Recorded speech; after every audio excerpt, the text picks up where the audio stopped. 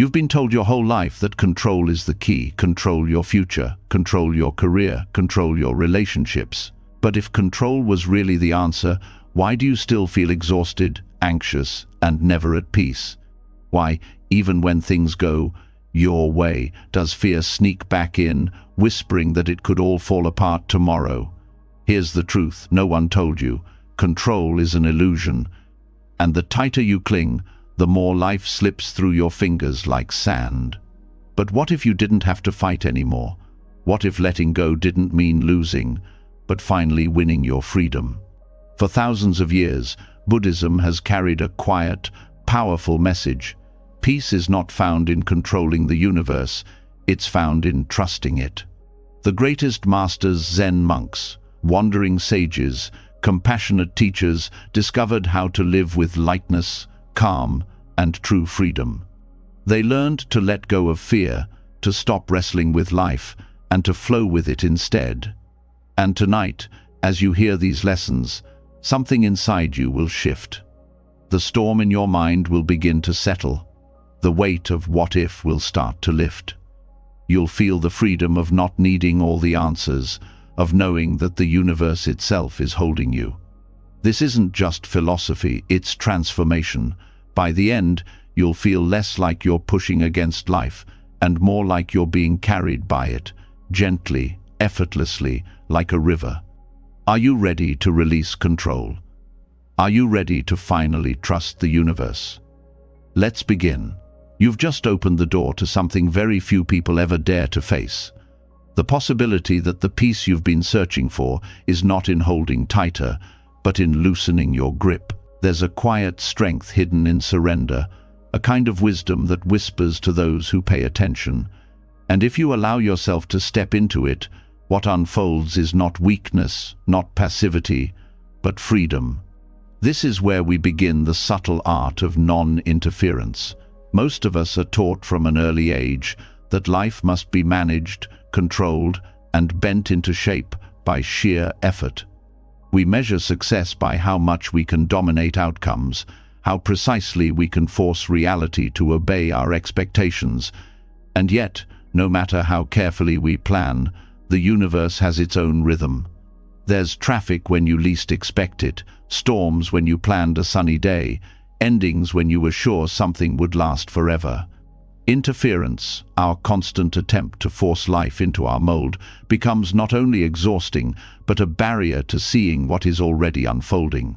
Non-interference does not mean indifference. It does not mean neglect. It means learning the delicate art of knowing when action is wise and when action is only an expression of fear.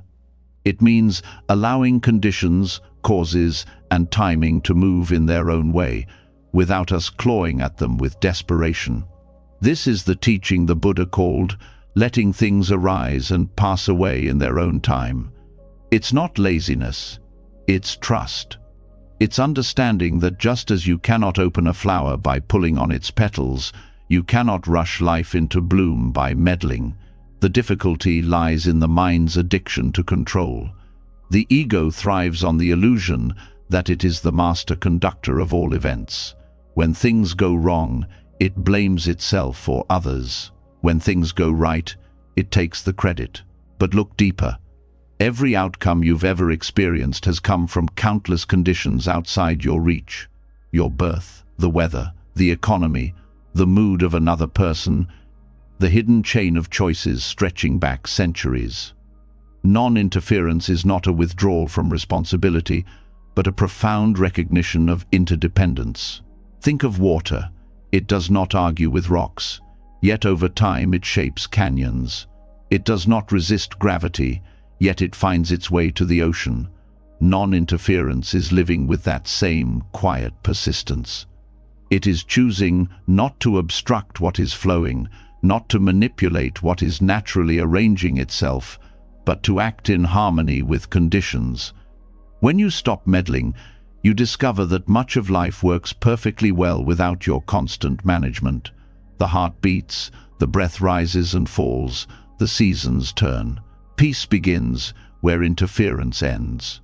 At its core, interference arises from fear, Fear that if we don't push, things won't happen, or worse, they will happen in ways that hurt us. But notice the paradox. The more we interfere, the more tangled things become.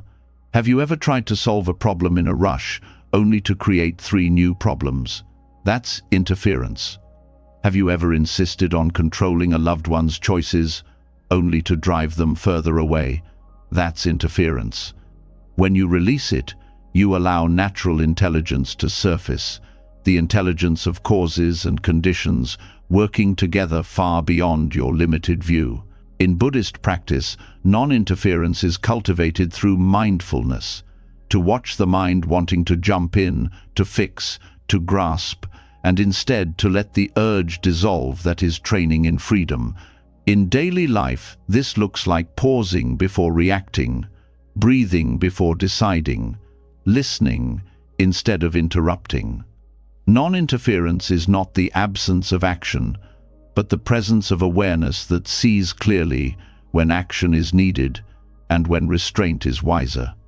The Buddha described this as skillful, means the ability to respond appropriately rather than compulsively. Consider a farmer.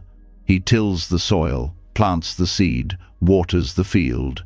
He does his part, but he cannot force the seed to sprout. He cannot drag the sun across the sky. If he meddles, digging up the soil every day to check on the seed, he destroys what he wanted to grow. His wisdom lies in non-interference, knowing when he has done enough, when nature must take its course. Life is no different. We can prepare, cultivate, and act with care, but there comes a point where we must step back. The harvest belongs to the unfolding of conditions, not to our restless hands. Non-interference also reveals itself in relationships. How often do we interfere in the lives of those we love, convinced we know what is best for them? Parents dictate their children's choices long after they've grown. Friends try to fix problems that were never theirs to fix. Lovers attempt to mold each other into images of perfection. Yet the more we interfere, the more we suffocate. To love deeply is to allow space. To support is to trust that others have their own path.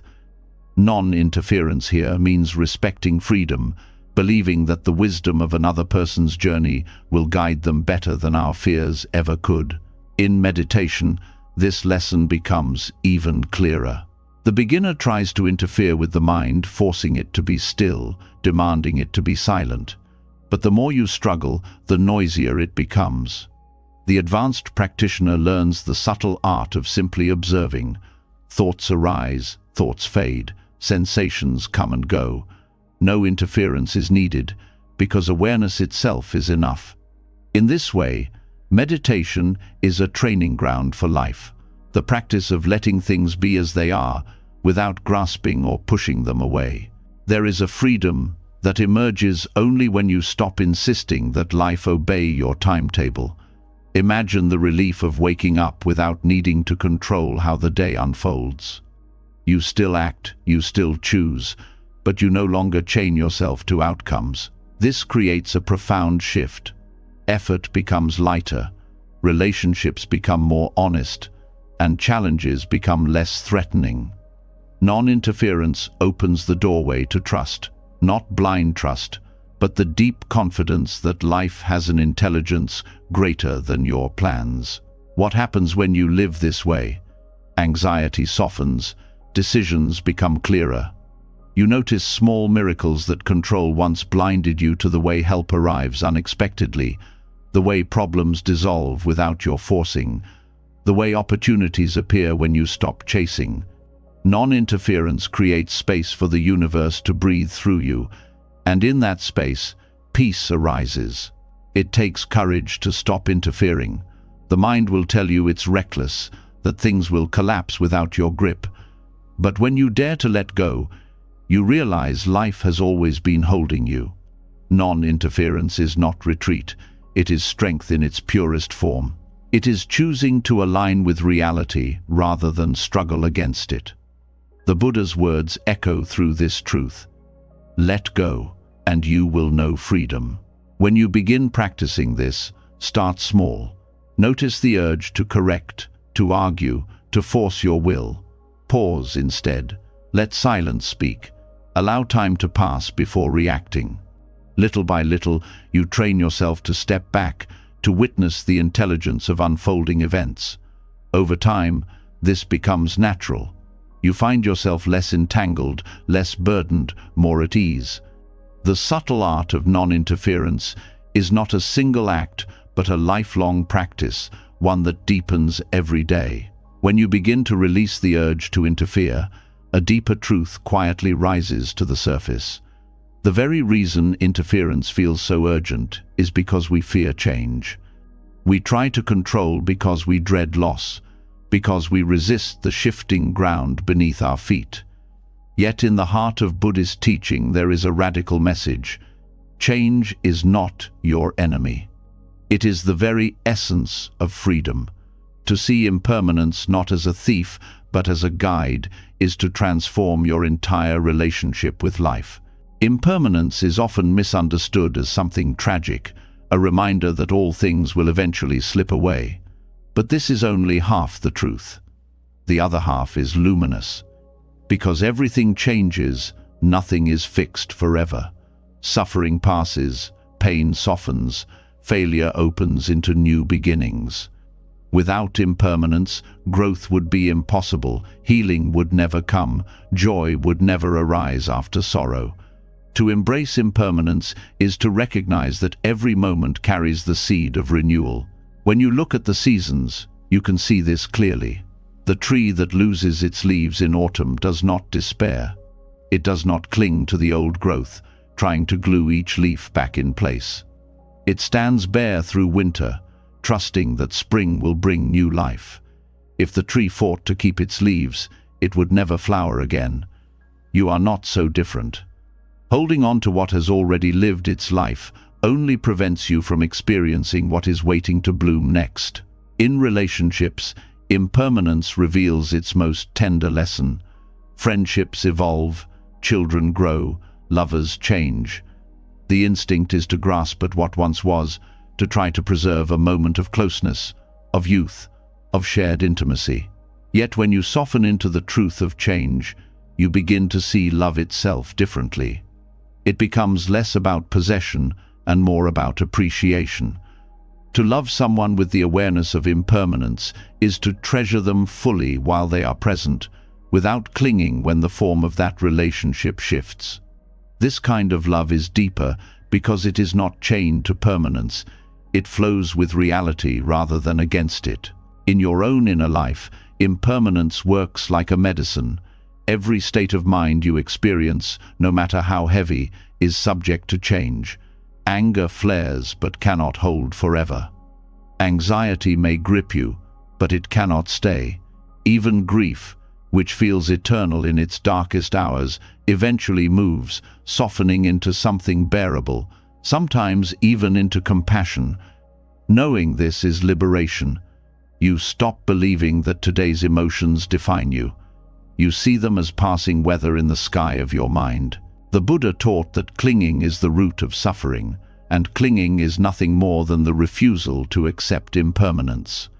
We cling to youth, to possessions, to identities, to ideas of how life should be, and when change arrives, as it always does, we suffer. But when you turn toward impermanence and say yes, a strange thing happens. Suffering loosens its grip. You discover that the very thing you feared change is also what makes life precious. If everything lasted forever, nothing would matter. It is because the flower wilts that its beauty pierces the heart. It is because the child grows that each moment of play carries meaning.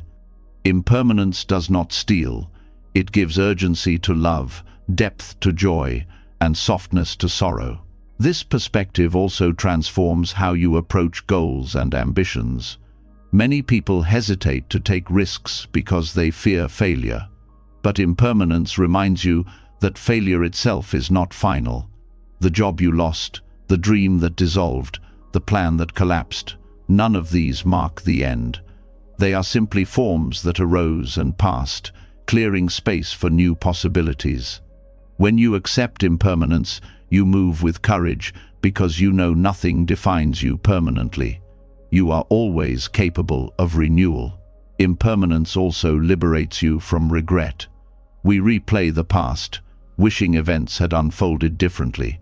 But the truth is, the past itself is impermanent.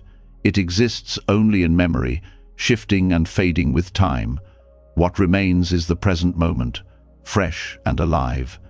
When you release the illusion that you could preserve or rewrite the past, you discover freedom in what is here now.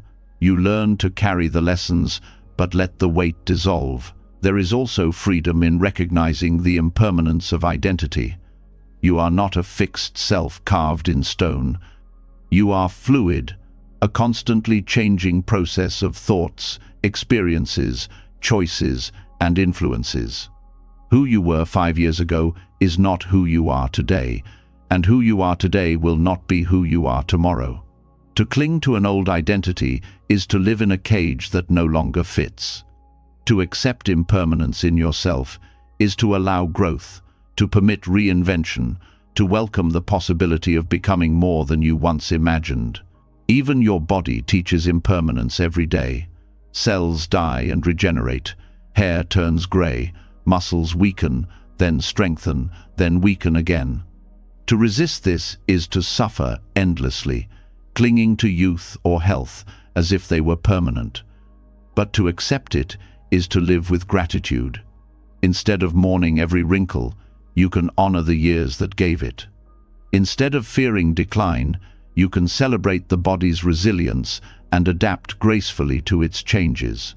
This acceptance does not make you passive, it makes you free to care for your body with love, not fear. Impermanence also transforms your relationship with death. The ultimate change, the one most people avoid thinking about, is the doorway Buddhism points to again and again. Death is not the destruction of life, but the continuation of impermanence. Every breath is a reminder, inhale arises, exhale passes. In the same way, life arises, life passes. When you live with this awareness, fear begins to soften. You cherish time more deeply. You speak the words you mean. You stop postponing joy for some imagined future. The knowledge of death makes life luminous. To see impermanence as liberation is also to discover compassion. When you understand that everyone is subject to change, you become gentler. The person who hurt you is not fixed in that act. They too are changing, growing, stumbling, learning. The suffering they caused may pass, just as your own anger may pass. This perspective allows forgiveness to emerge naturally, not as a forced act, but as a recognition of the fluid nature of being human. In daily practice, you can cultivate awareness of impermanence in simple ways. Notice the steam rising from your tea, dissolving into air. Watch clouds drift and scatter across the sky. Pay attention to the way sound arises and vanishes, leaving silence behind. These are not trivial observations. They are training the mind to accept the fleeting nature of all things. And the more you see it, the more natural it becomes to let go when life asks you to release. Impermanence also teaches resilience. When you know that no state lasts forever, you stop collapsing under the weight of difficulty. Hardship becomes a visitor, not a permanent resident. Joy becomes a guest to welcome fully, knowing it too will leave. This rhythm does not diminish happiness, it intensifies it. You savor what is here because you know it is temporary, and that awareness turns ordinary moments into treasures. When you embrace impermanence fully, you begin to see the futility of resistance. So much of human pain comes from trying to hold back the tide, to freeze moments, to fight the flow of life. But the tide does not ask your permission. It comes, it goes. To stand rigid against it is to be broken. To flow with it is to be carried. Non-interference and impermanence are two sides of the same truth. The universe moves, and peace comes when you allow yourself to move with it. This is not a philosophy meant only for monks or sages. It is a practical doorway to freedom, for anyone willing to see clearly. Each time you practice letting go, each time you accept change without clinging, you strengthen your capacity to live lightly. And in living lightly, you discover a joy that no permanence could ever give. The fear of impermanence turns into reverence when you realize it is the reason anything matters at all. To fear change is to miss the beauty of the fleeting. To embrace it is to finally live. This is the liberation the Buddha pointed to, a life unburdened by clinging, open to the endless dance of arising and passing, full of gratitude for each precious breath. When the truth of impermanence begins to settle in your heart, another question naturally arises. If everything is changing, if nothing is fixed, then how should you live? Should you simply drift wherever life takes you, or should you push with all your strength to shape the future?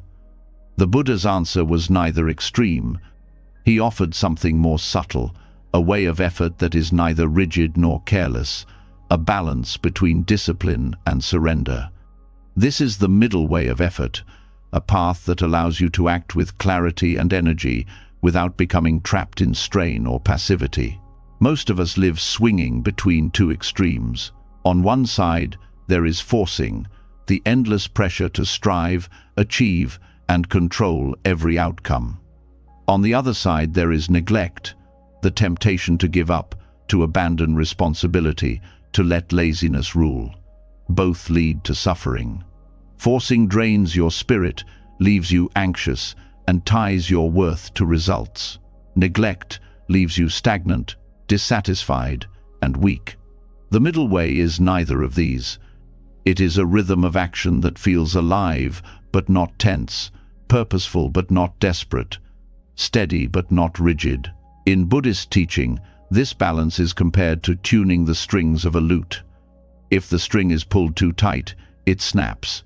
If it is left too loose, it makes no sound. Only when the tension is balanced does music arise. Your effort is the same. Too much strain breaks you, too little care dulls you. But the middle tension, the balanced effort, produces harmony in life. To live this way requires sensitivity, the ability to listen to yourself deeply, to know when to lean forward and when to step back. Effort in the Buddhist sense is not about raw intensity, but about skill. It is called right effort, the kind of energy that supports clarity and compassion rather than ego and greed. This means cultivating what nourishes the mind and letting go of what drags it down. It is not simply about working hard, but about working wisely. The middle way of effort asks you to be mindful of the quality of your actions, to see whether they are guided by fear, by pride, by craving, or whether they come from steadiness and kindness. Discipline plays an important role, but discipline here is not about harshness or punishment. It is about consistency, the quiet commitment to what matters most. Discipline without forcing is like tending a fire. You feed it regularly with care, not with panic. You do not smother it with too much wood, nor do you neglect it until it dies. You keep it alive with patience, letting it grow in its own pace. This kind of discipline does not chain you, it frees you. It gives shape to your days without crushing your spirit. Surrender is the other half of the balance. Surrender here is not about giving up. It is about letting go of the illusion that you control all results. You act with effort, but you release the need to dictate the outcome. This protects you from despair when things don't unfold as planned, and it shields you from arrogance when they do. Surrender means you plant the seed, water the soil, but you do not demand the flower to bloom by your schedule. You trust the process, knowing that effort and conditions together give rise to fruit. This balance shows itself clearly in meditation. A beginner often tries too hard, straining to focus, fighting against thoughts. The mind becomes tight, restless, and discouraged. Others fall into the opposite trap, drifting into daydreams, making no effort to stay present. Both extremes are unhelpful. The middle way in meditation is alert but relaxed, focused yet open. You sit upright with dignity, but you soften your grip. Attention is steady but gentle, like holding a bird in your hands, not so tight that you crush it, not so loose that it flies away. In daily life, this balance of effort prevents burnout. Many people throw themselves into work or personal goals with relentless intensity, only to collapse from exhaustion or emptiness. Others avoid effort, waiting for life to deliver meaning without contribution, and end up feeling directionless. The middle way allows you to engage fully while also resting fully. You give your best in each task, but when the task is complete, you release it. You learn the wisdom of cycles, work and rest, activity and stillness, effort and ease. This balanced effort also reshapes your relationship with ambition. You can still pursue goals, but you no longer chain your worth to them. You set intentions, you move toward them with steady steps, but you do not crush yourself with pressure or self-criticism along the way. Ambition becomes a path of growth rather than a prison of perfectionism. Success is not measured only by the outcome, but by the quality of the effort itself, whether it was honest, compassionate, and balanced. The middle way of effort also teaches patience. Forcing is rooted in impatience, the need for immediate results. Neglect is rooted in hopelessness, the belief that nothing is worth trying. Balanced effort trusts the long arc of change. It knows that progress often unfolds slowly, like water carving stone. It values steady practice over dramatic bursts. It sees each small step as meaningful, each day of honest effort as a victory, regardless of how visible the results may be. In relationships, balanced effort shows up as presence. Forcing in relationships looks like trying to control others, demanding affection, or clinging to unrealistic expectations. Neglect looks like indifference, withdrawal, or lack of care. The middle way is attentive, without suffocating, loving, without trying to own. It is the effort of listening deeply, of showing up consistently, of giving space when needed. This effort creates trust and allows love to grow naturally rather than through pressure. On the path of spiritual practice, balanced effort protects you from discouragement. There will be days when your mind feels dull, when meditation seems impossible, when compassion feels far away. Forcing yourself with harsh judgment only deepens frustration. Neglecting the practice leaves you drifting in confusion. Balanced effort is the quiet voice that says, "Keep going, gently." It is the willingness to return again and again without anger at yourself, without resignation, but with steady faith that each return matters. This way of effort also reveals something profound about freedom.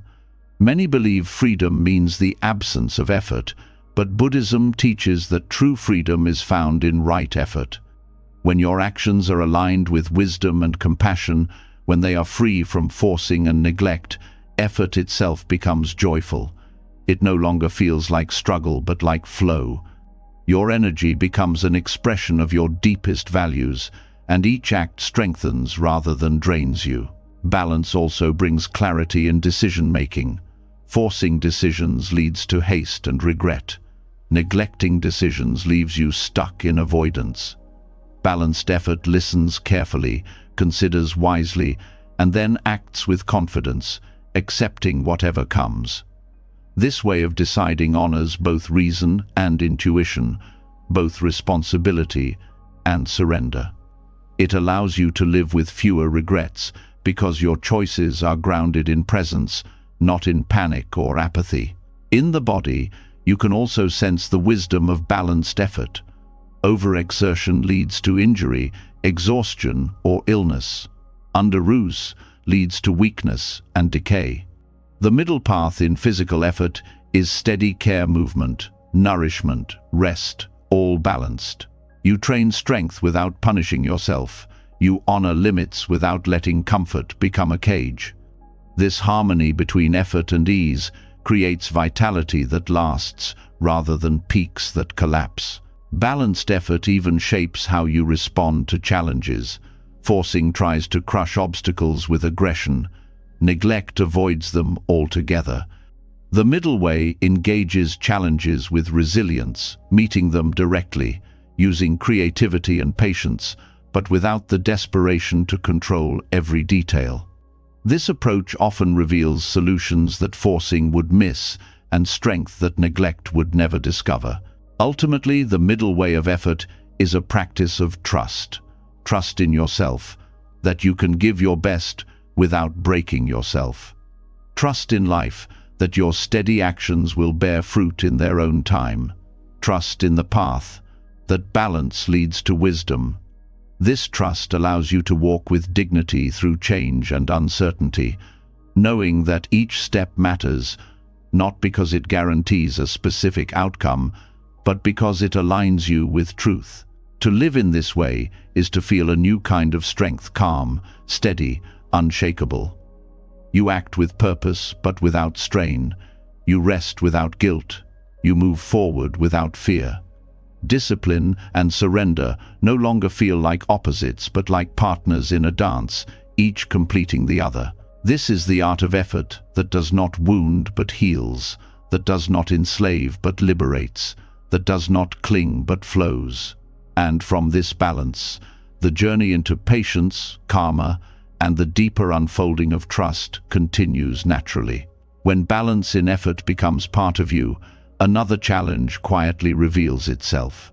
You may give your best with calm steadiness, but a voice in the mind still whispers, "When will the results appear? Why haven't things turned out yet?" This restless need for outcomes is one of the deepest knots we carry. The Buddha pointed to a truth that cuts through this struggle: plant the seed, but do not claim ownership of the harvest. Patience with karma is not passive waiting. It is a form of wisdom that frees you from chains of expectation and disappointment. Karma is not a cosmic punishment system, nor is it a guarantee of reward. It is the natural unfolding of causes and conditions, the law of seed and fruit.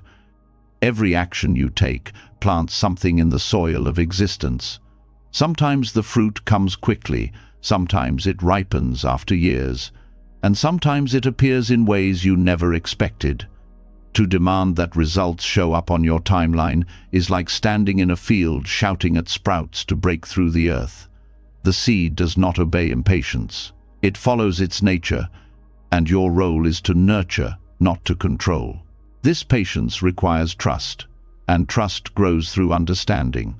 Think of the smallest act of kindness, a smile to a stranger, a word of comfort, a moment of generosity. You may never know how far that ripple travels. Perhaps the stranger carries that warmth into their day, treating another with kindness, who then passes it forward again. The chain of effects spreads far beyond what your eyes can trace. To insist on measuring it, to demand immediate confirmation, is to miss the vastness of interconnection. Karmic patience allows you to act without needing proof, because you trust the invisible web of causes to carry your action forward. The absence of patience turns life into frustration. You donate but expect praise. You help but expect gratitude. You work but demand recognition. When these expectations are not met, bitterness arises, and the joy of the act is poisoned. Karmic patience teaches that the value lies in the act itself, not in the applause or reward. When you release ownership of the harvest, generosity becomes light, service becomes joyful, and work becomes fulfilling, regardless of outcome. The act itself completes itself in that moment, and this freedom is profound. There is also a lesson here about time. Karma does not follow your calendar. Conditions ripen when they are ready, not when you want them to. Sometimes you plant in spring and see fruit in summer. Sometimes the tree takes years before it offers shade. Your task is to tend the soil, water the roots, and protect the growth without demanding speed. In this way, patience is not idle. It is active care without obsession. It is the strength to keep planting even when the field looks bare, because you know life is always moving beneath the surface. Karmic patience also protects you from despair in hardship. When life feels heavy, the mind often cries, "Why me?" But when you see through the lens of karma, you understand that every moment is the flowering of many seeds, some you planted, some planted by others, some planted by countless causes, stretching beyond comprehension. This perspective does not blame, but it empowers. It shows you that each choice now is another seed, another direction for the future. Even in suffering, you are planting. Patience allows you to endure the winter, knowing that spring will come, that nothing stays frozen forever. One of the most liberating insights is that you are not the sole owner of results. When a good outcome arrives, it is never just your seed, it is the rain, the sunlight, the soil, the unseen hands that contributed. This recognition softens pride and deepens gratitude. When a difficult outcome arrives, it is also not solely your burden. It is the collision of countless conditions, many beyond your control. This recognition softens guilt and releases you from endless self-blame. Patience with karma allows you to hold both success and failure lightly, knowing neither is fully yours to possess. In relationships, karmic patience transforms how you give love and care. Without patience, love becomes transactional. If I give, I expect return. With patience, love becomes unconditional.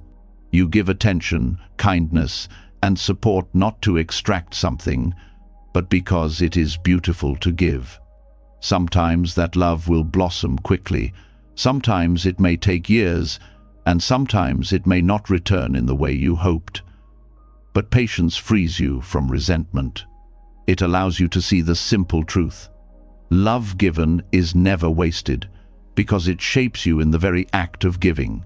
Patience also deepens humility. You may think you know the best outcome, but karma unfolds with complexity far beyond your mind's planning. Many times what you thought was a setback revealed itself later as the perfect condition for growth. The job you lost made space for a deeper calling. The relationship that ended created the freedom to know yourself. The delay that frustrated you saved you from a worse path. With patience, you stop rushing to label events as good or bad, success or failure. You learn to wait, to watch, to trust that the meaning of a seed is not always visible at the moment of planting. This kind of patience requires courage because it strips away the comfort of control. It asks you to give your best and then step back into uncertainty. But that very uncertainty is what gives life its richness. If you always knew when and how results would appear, life would lose its mystery. Karmic patience teaches you to embrace the unknown, to rest in the unfolding, to see beauty not only in the harvest, but in the waiting itself. There is also a deep connection between karmic patience and compassion for yourself. Many people plant seeds of effort and then punish themselves for not seeing results quickly. They turn practice into self-criticism, growth into judgment. But patience reminds you that growth has its own pace. Just as you would not scold a child for not becoming an adult overnight, you need not scold yourself for not reaching perfection instantly. Patience allows you to nurture yourself as you would a garden with care, persistence, and gentleness. Daily practice of karmic patience can be as simple as noticing where you cling to results. When you do a good deed, observe the mind asking for acknowledgement. When you put effort into a task, observe the impatience rising. Instead of feeding it, smile at it. Remind yourself, the seed is planted. My work is complete in this moment. The rest belongs to life. Over time, this shift becomes natural, and your actions grow lighter, free from the burden of demand. Even the smallest habits change under this perspective. A single breath taken with awareness is a seed. A moment of restraint instead of anger is a seed. A kind thought toward yourself is a seed. You may not see their fruit today, but trust that they accumulate, shaping your future like unseen roots, strengthening a tree. Karmic patience is faith in the invisible, the willingness to keep planting goodness without rushing to harvest. This way of living changes how you see others as well. You no longer rush to judge someone's present state because you know they too are in the middle of a field of growth. Someone lost in anger may be planting seeds of future wisdom without even knowing it. Someone in despair may be closer to transformation than it appears. Patience allows you to honor everyone's journey without demanding they ripen by your schedule. The greatest gift of karmic patience is freedom. When you no longer tie your joy to the timing of results, you are free to act from love, from integrity, from truth. Your peace is not postponed until the harvest. It is alive in the planting itself. You find meaning not only in what comes later but in the act of giving now. This makes your life steady, resilient, and full, because your happiness no longer depends on controlling outcomes. Through karmic patience, you learn that life is not a bargain, but a flow. You contribute, you nurture, you trust. The universe weaves your actions into patterns you may never see, but they matter. Each seed planted in sincerity shapes the future, whether or not you stand in the field when the fruit appears. To live this way is to walk with open hands, to give without clinging, to serve without waiting for applause. This is the patience that liberates, the patience that turns every moment of effort into an offering to the vast unfolding of life. When patience with karma begins to soften your grasp on results, life itself starts showing you patterns you cannot ignore. Again and again the same lessons appear: struggles, losses, frustrations, disappointments. At first these repetitions feel like punishments, like being trapped in a cycle with no escape. But the Buddha offered a radical shift. What if these cycles were not enemies but teachers? What if the endless turning of samsara, the wheel of birth and death, joy and sorrow, success and failure, was itself the classroom where freedom is learned? Samsara is the restless current of existence, the continual arising and fading of experiences. It is the hunger that drives desire, the dissatisfaction that follows every pleasure, the suffering that clings to loss. Many traditions describe samsara as something to be fought against, but in Buddhism it is understood as a mirror. Every repetition is a reminder that clinging leads to suffering. Every cycle is a chance to wake up, to see clearly, to release control. Rather than fleeing from samsara, the path is to learn from it. Frustration is one of the clearest teachers. Each time you crave something and do not receive it, or receive it and then lose it, the sting points to the truth.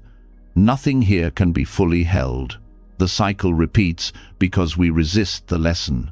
When frustration arises, patience and awareness reveal its message that control is not possible, that clinging only deepens the wound. When you learn to sit with frustration without demanding it vanish, it begins to soften. It shows you where your expectations are rigid, where your attachments keep you bound.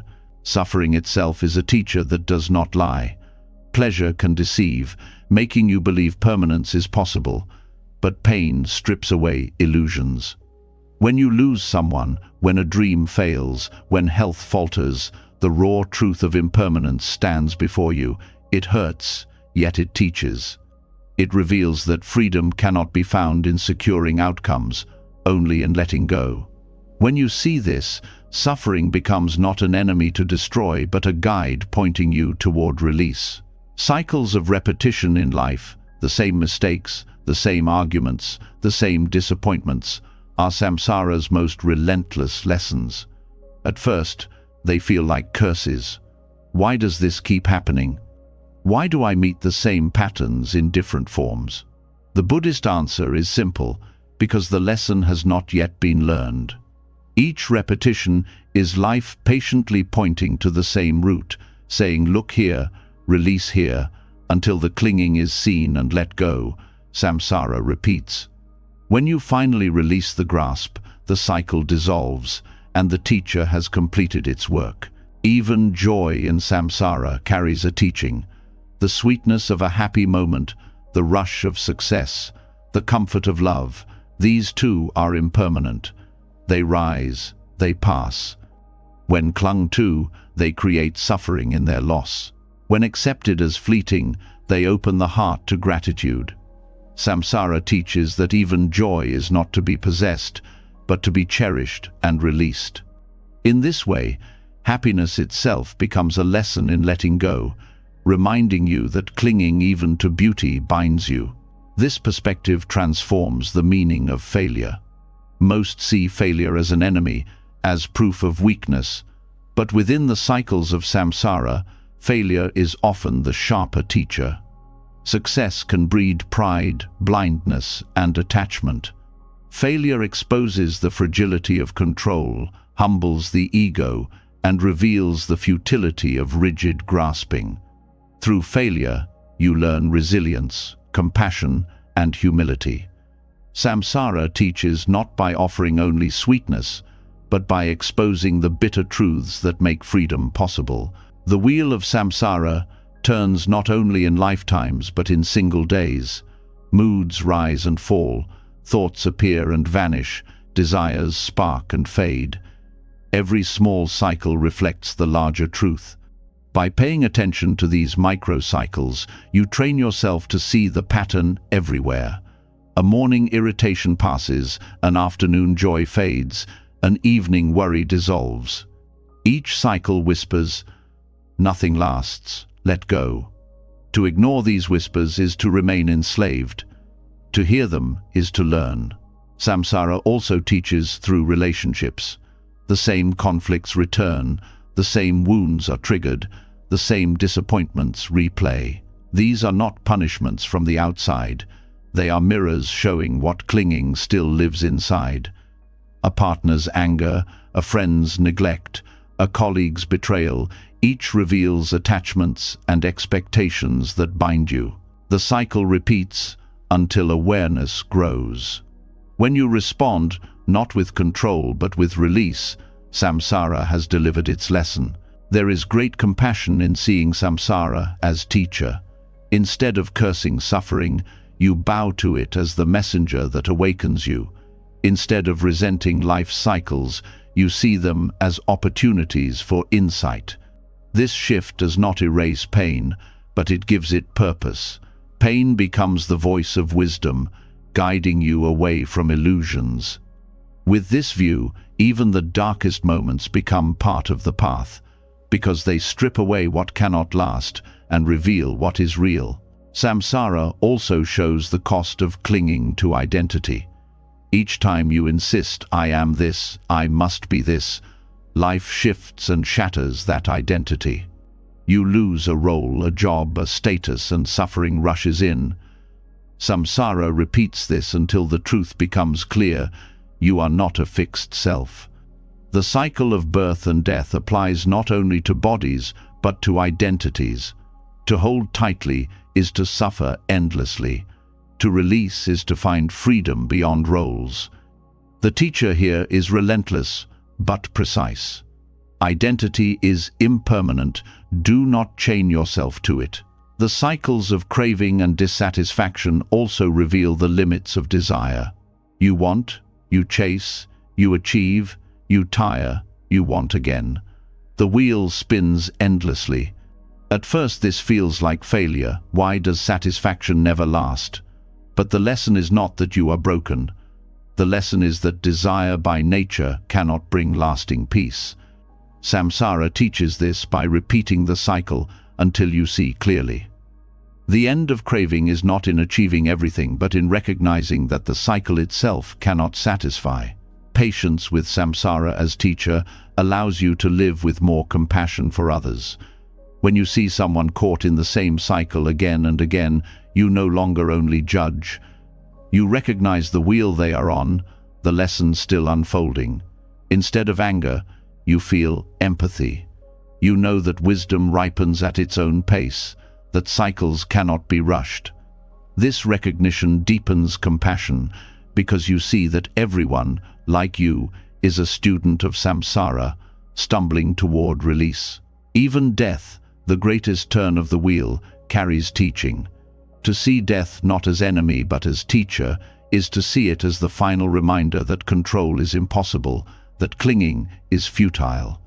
Death teaches urgency, not to delay love, not to postpone awakening, not to waste this breath. It teaches humility, not to believe you own life, not to act as though permanence were yours. To live with awareness of death is to let samsara itself push you toward freedom. Samsara as teacher is not cruel. It is simply honest. It reflects the consequences of clinging again and again until the truth cannot be denied. When you resist, the wheel feels merciless. When you listen, the wheel becomes guidance. The repetition of suffering is not punishment, it is instruction. The question is not whether samsara will turn, but whether you will learn. When you shift to this view, frustration loses some of its sting. You begin to thank life for showing you what still binds you. Each repetition becomes an invitation.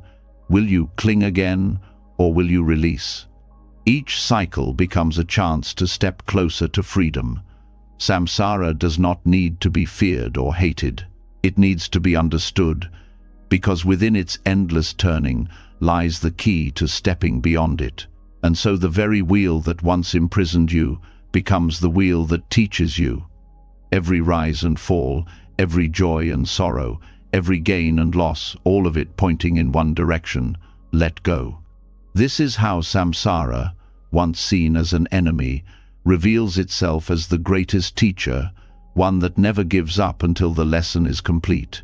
When you begin to see samsara not as punishment but as a teacher, another door quietly opens. The cycles of gain and loss, joy and pain, rise and fall, they all point beyond themselves toward something deeper. The lesson they keep repeating is that clinging to certainty is the root of unrest. Beneath all our striving, all our questions, all our control, there is a hunger to know, to secure, to fix reality into something solid. But Buddhism whispers a different truth.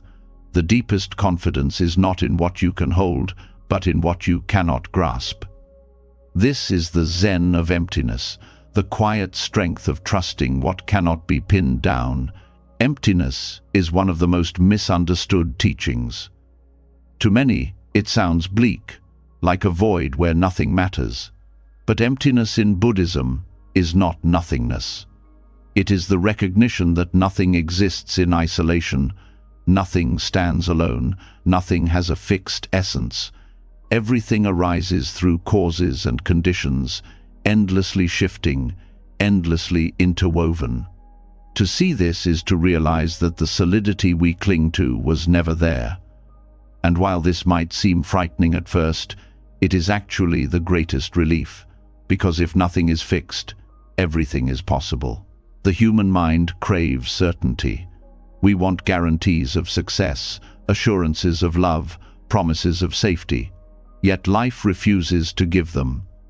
Every attempt to force certainty collapses into frustration. The Zen of emptiness invites you to step into the space of not knowing, to rest in the openness where certainty was never needed. This is not passive resignation, it is trust in the living mystery of existence. It is learning to find confidence not in rigid answers, but in the very groundlessness of life. When you trust emptiness, you begin to see that the need for certainty was a cage. The demand for fixed answers keeps you trapped in anxiety, because no answer ever lasts. You solve one problem, another arises. You settle one doubt, another appears. The mind never rests because it is looking for permanence in a world that is fluid. Emptiness teaches you to release the demand for final answers and instead live fully in the unfolding moment. In this way, peace does not come from knowing, but from letting go of the need to know. This is why Zen masters often taught through paradox. When asked for certainty, they offered riddles instead. When students sought solid ground, They were given koans that broke the logic of the mind. The point was never to confuse, but to free. By breaking the craving for graspable answers, the teacher pointed the student toward direct experience, the raw immediacy of life as it island. In that space, the mind learns to rest in openness, to trust the silence beyond concepts. Emptiness also dissolves the burden of identity. If the self is not fixed, if it too is empty of solid essence, then you are not trapped in who you think you must be. The labels you wear, the stories you repeat, the roles you cling to, they are all shifting, interdependent, impermanent. Trusting emptiness means trusting that you can let these labels go without losing yourself. In fact, by letting them go, you discover a freedom greater than any identity could offer. You are not a single story, you are a living process, open to transformation. This teaching is not abstract, it touches every aspect of life. Consider relationships. Much of the suffering in love comes from demanding certainty, wanting guarantees of permanence, needing promises of unchanging affection. But when you trust emptiness, love becomes freer. You no longer grasp to lock it in place, you meet it as it arises. Each moment of connection is treasured for what it is, not clung to as something that must last forever. This makes love more alive, not less. It is no longer about ownership, but about presence. Work and ambition, too, are softened by this view. The demand for certainty in outcomes often leads to burnout and despair. When you rest in emptiness, you act with dedication, but without the desperate need for guarantees. You put forth effort, but you trust the openness of conditions. Success or failure no longer define you because both are empty of fixed meaning. They arise, they pass, they teach, and they dissolve. Confidence grows not from controlling outcomes, but from knowing you can meet whatever arises with openness. Even fear itself begins to change under the lens of emptiness. Fear thrives on the unknown, but when you learn to rest in not knowing, fear loses its grip. You no longer fight uncertainty, you lean into it. The unknown becomes a place of possibility rather than threat. Each moment unfolds fresh, unbound by past definitions. In this way, emptiness turns the space of anxiety into the space of freedom. Meditation practice becomes the direct training ground for this trust. When thoughts arise, you see they are empty, they appear, they fade, they cannot be grasped.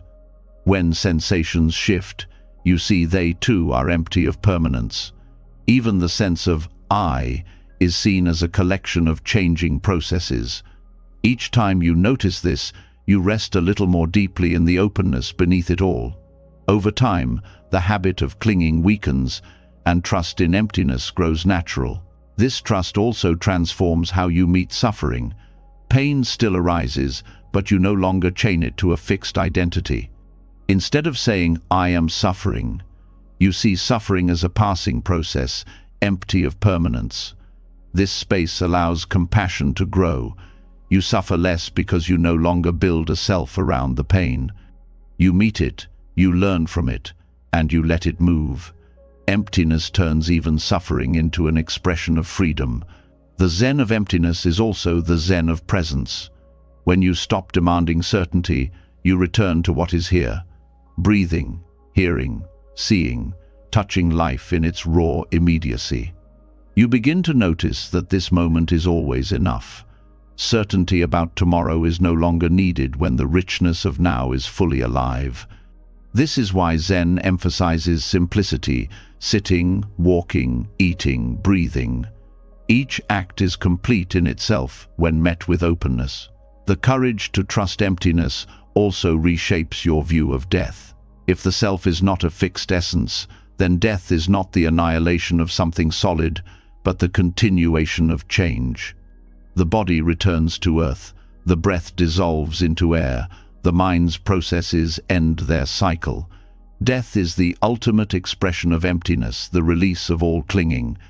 To trust this is to live without fear, to see death not as a void, but as part of the endless openness of existence. Living with trust in emptiness does not mean abandoning responsibility. It means acting from clarity rather than clinging. You still care, you still engage, but your care is lighter, your engagement freer.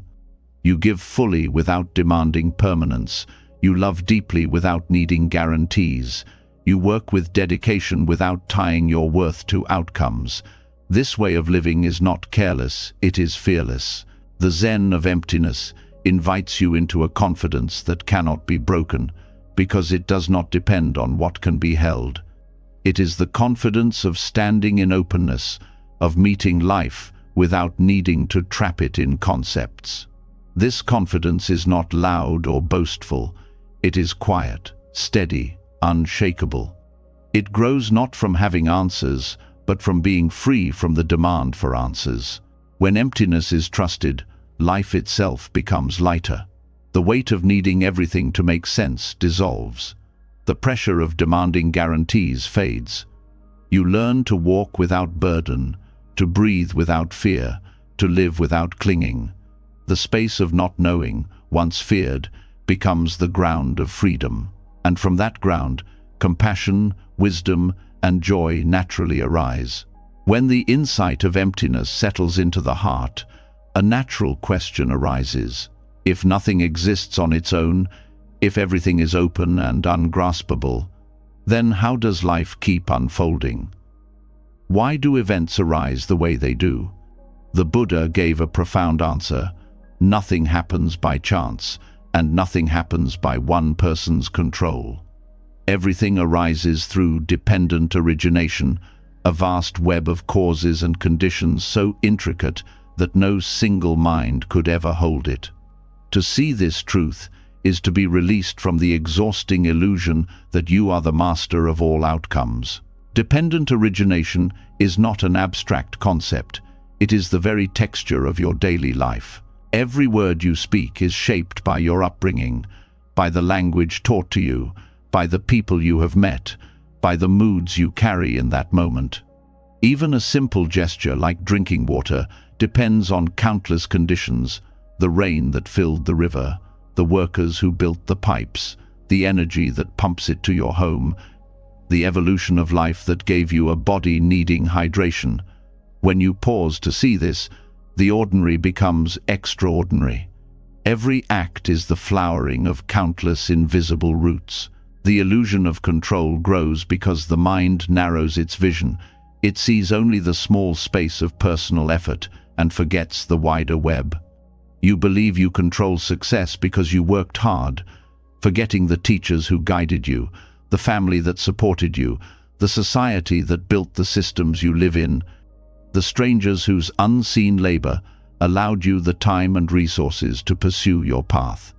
Likewise, when failure arrives, you may blame yourself completely, ignoring the countless conditions beyond your reach. Dependent origination shows the arrogance of both pride and self-blame. Neither success nor failure belongs fully to you. They are co-creations of the vast network of causes. This understanding brings deep humility. You are part of the web, not its master. Your choices matter, your actions have weight, but they are threads woven into a fabric much larger than you. Humility here is not weakness, but clarity. It frees you from carrying the impossible burden of total control. You learn to act with integrity, knowing that the outcome is shared with the universe. This allows you to give your best without the crushing pressure to guarantee results. Dependent origination also reveals the interdependence of suffering. When anger arises in someone toward you, it is not born in that moment alone. It carries roots from their childhood, from their stresses, from the culture that shaped them, from the endless chain of conditions feeding their state of mind. Seeing this, you can respond with compassion instead of only personal hurt. Their anger is not simply theirs. It is the fruit of 1,000 unseen seeds. Compassion arises because you know they are caught in the same web of causes as you. This perspective transforms how you hold your own pain as well. Instead of seeing suffering as proof of personal failure, you see it as the natural result of conditions. Depression, anxiety, grief, they are not signs that you are broken, but signs that countless conditions have converged in this moment. This view does not erase responsibility, but it removes shame. You can take steps to create new conditions without believing that your worth is defined by the present ones. Understanding dependent origination turns self-condemnation into patience. One of the most liberating aspects of this teaching is that it dissolves isolation. The illusion of control makes you feel alone, carrying your fate on your shoulders. Dependent origination reminds you that you are never separate. You breathe air given by trees. You eat food cultivated by others. You think thoughts shaped by centuries of culture. You are woven into everything. This dissolves loneliness because it shows that connection is not optional. It is the very nature of existence. The illusion of control also drives much of human conflict. Nations fight believing they can dominate the course of history, ignoring the complex tangle of economic, cultural, and ecological conditions that shape events. Individuals argue, each convinced they alone direct the truth, forgetting that even their opinions are the result of influences beyond their choosing. When dependent origination is understood, arrogance softens. You no longer cling to the belief that your view is absolute. This creates space for dialogue, for empathy, for peace. In daily life, this teaching can be felt in the smallest details. A smile you give a stranger may ease their sorrow, shaping how they treat the next person, which ripples outward beyond your sight. You may think it was a simple choice, but it was the meeting point of countless conditions. You had enough rest to be kind. They crossed your path at that exact moment. The weather did not weigh you down. Everything comes together in subtle ways. To live with awareness of this is to live with reverence, knowing that no act is isolated. Meditation deepens this insight by showing how even the sense of self is dependently originated. The thought, I am, is not a solid truth but a chain of sensations, memories, cultural conditioning, and habits arising together. When the mind quiets, you see the self as a process, not a possession. This recognition dissolves the illusion of a controller behind the scenes. Life flows without needing an owner. Breathing happens, thoughts happen, awareness happens all dependently, all without a fixed self pulling the strings. Trusting dependent origination frees you from endless striving. You no longer waste energy trying to hold together what cannot be controlled. Instead, you focus on planting wholesome conditions, kindness, honesty, mindfulness, compassion. You water the seeds that you can, knowing that the harvest depends on countless other factors. This creates peace, because your role becomes clear. Contribute wisely, but release the demand to control the whole field. This way of seeing also reshapes how you relate to time. The illusion of control makes you obsessed with predicting and forcing the future. Dependent origination shows that the future is the result of innumerable causes, most of which are invisible to you. This does not mean you sit idle. It means you act in the present with clarity, trusting that the web will weave itself in ways you cannot foresee. The future ceases to be a cage of fear, because you no longer demand certainty from it. There is beauty in recognizing the fragility of control. It opens gratitude. When something good unfolds, you see the miracle of conditions aligning. A meal on your table is not simply the result of your effort. It is the sun, the rain, the soil, the farmer, the cook, the countless hands that touched it before it reached you. To eat with this awareness is to eat with reverence. Gratitude becomes natural when you see the web behind each moment. This teaching also nurtures forgiveness. When others harm you, dependent origination reveals the complexity behind their actions. They too are shaped by suffering, by ignorance, by chains of causes beyond their choosing. This does not excuse harm, but it helps dissolve the illusion that they acted from pure malice or absolute control. Forgiveness becomes possible because you see them not as monsters, but as beings caught in conditions, just as you are. Dependent origination is a call to humility, compassion, and trust. Humility, because you recognize that you do not control the universe. Compassion, because you see that everyone is entangled in conditions beyond their will. Trust, because you learn to act wisely and let go of the rest. This triad replaces the burden of control with the lightness of participation. You are not the owner of reality, but you are a contributor to its unfolding. When this insight deepens, the illusion of control becomes almost laughable. You see how often the mind insists, "I did this, I made this happen," while ignoring the infinite conditions that made it possible. You see how often you blame yourself for things you could never have controlled. The grip loosens, and with it, suffering loosens. What remains is a simple clarity. Life is a web, you are a thread, and your freedom is not in controlling the web, but in weaving your part with wisdom and love. In this way, dependent origination dissolves the myth of isolation and control, opening the way to a deeper trust in life. Every event, every thought, every breath is part of an immeasurable tapestry. To live in awareness of this is to live in harmony with reality, no longer enslaved by the exhausting demand to control what was never yours to command. When the truth of dependent origination becomes clear, another illusion begins to lose its grip. If everything arises from countless causes and nothing stands alone, then the self you cling to as solid and unchanging cannot be what it seems. The identity you defend, the roles you claim, the story you repeat about who you are, all of these are shifting, fragile, and dependent too. Yet most suffering comes from trying to freeze this ever-changing process into a fixed self. To let go of this rigid identity is not to lose yourself, but to discover a freedom that carries you with the flow of life instead of against it.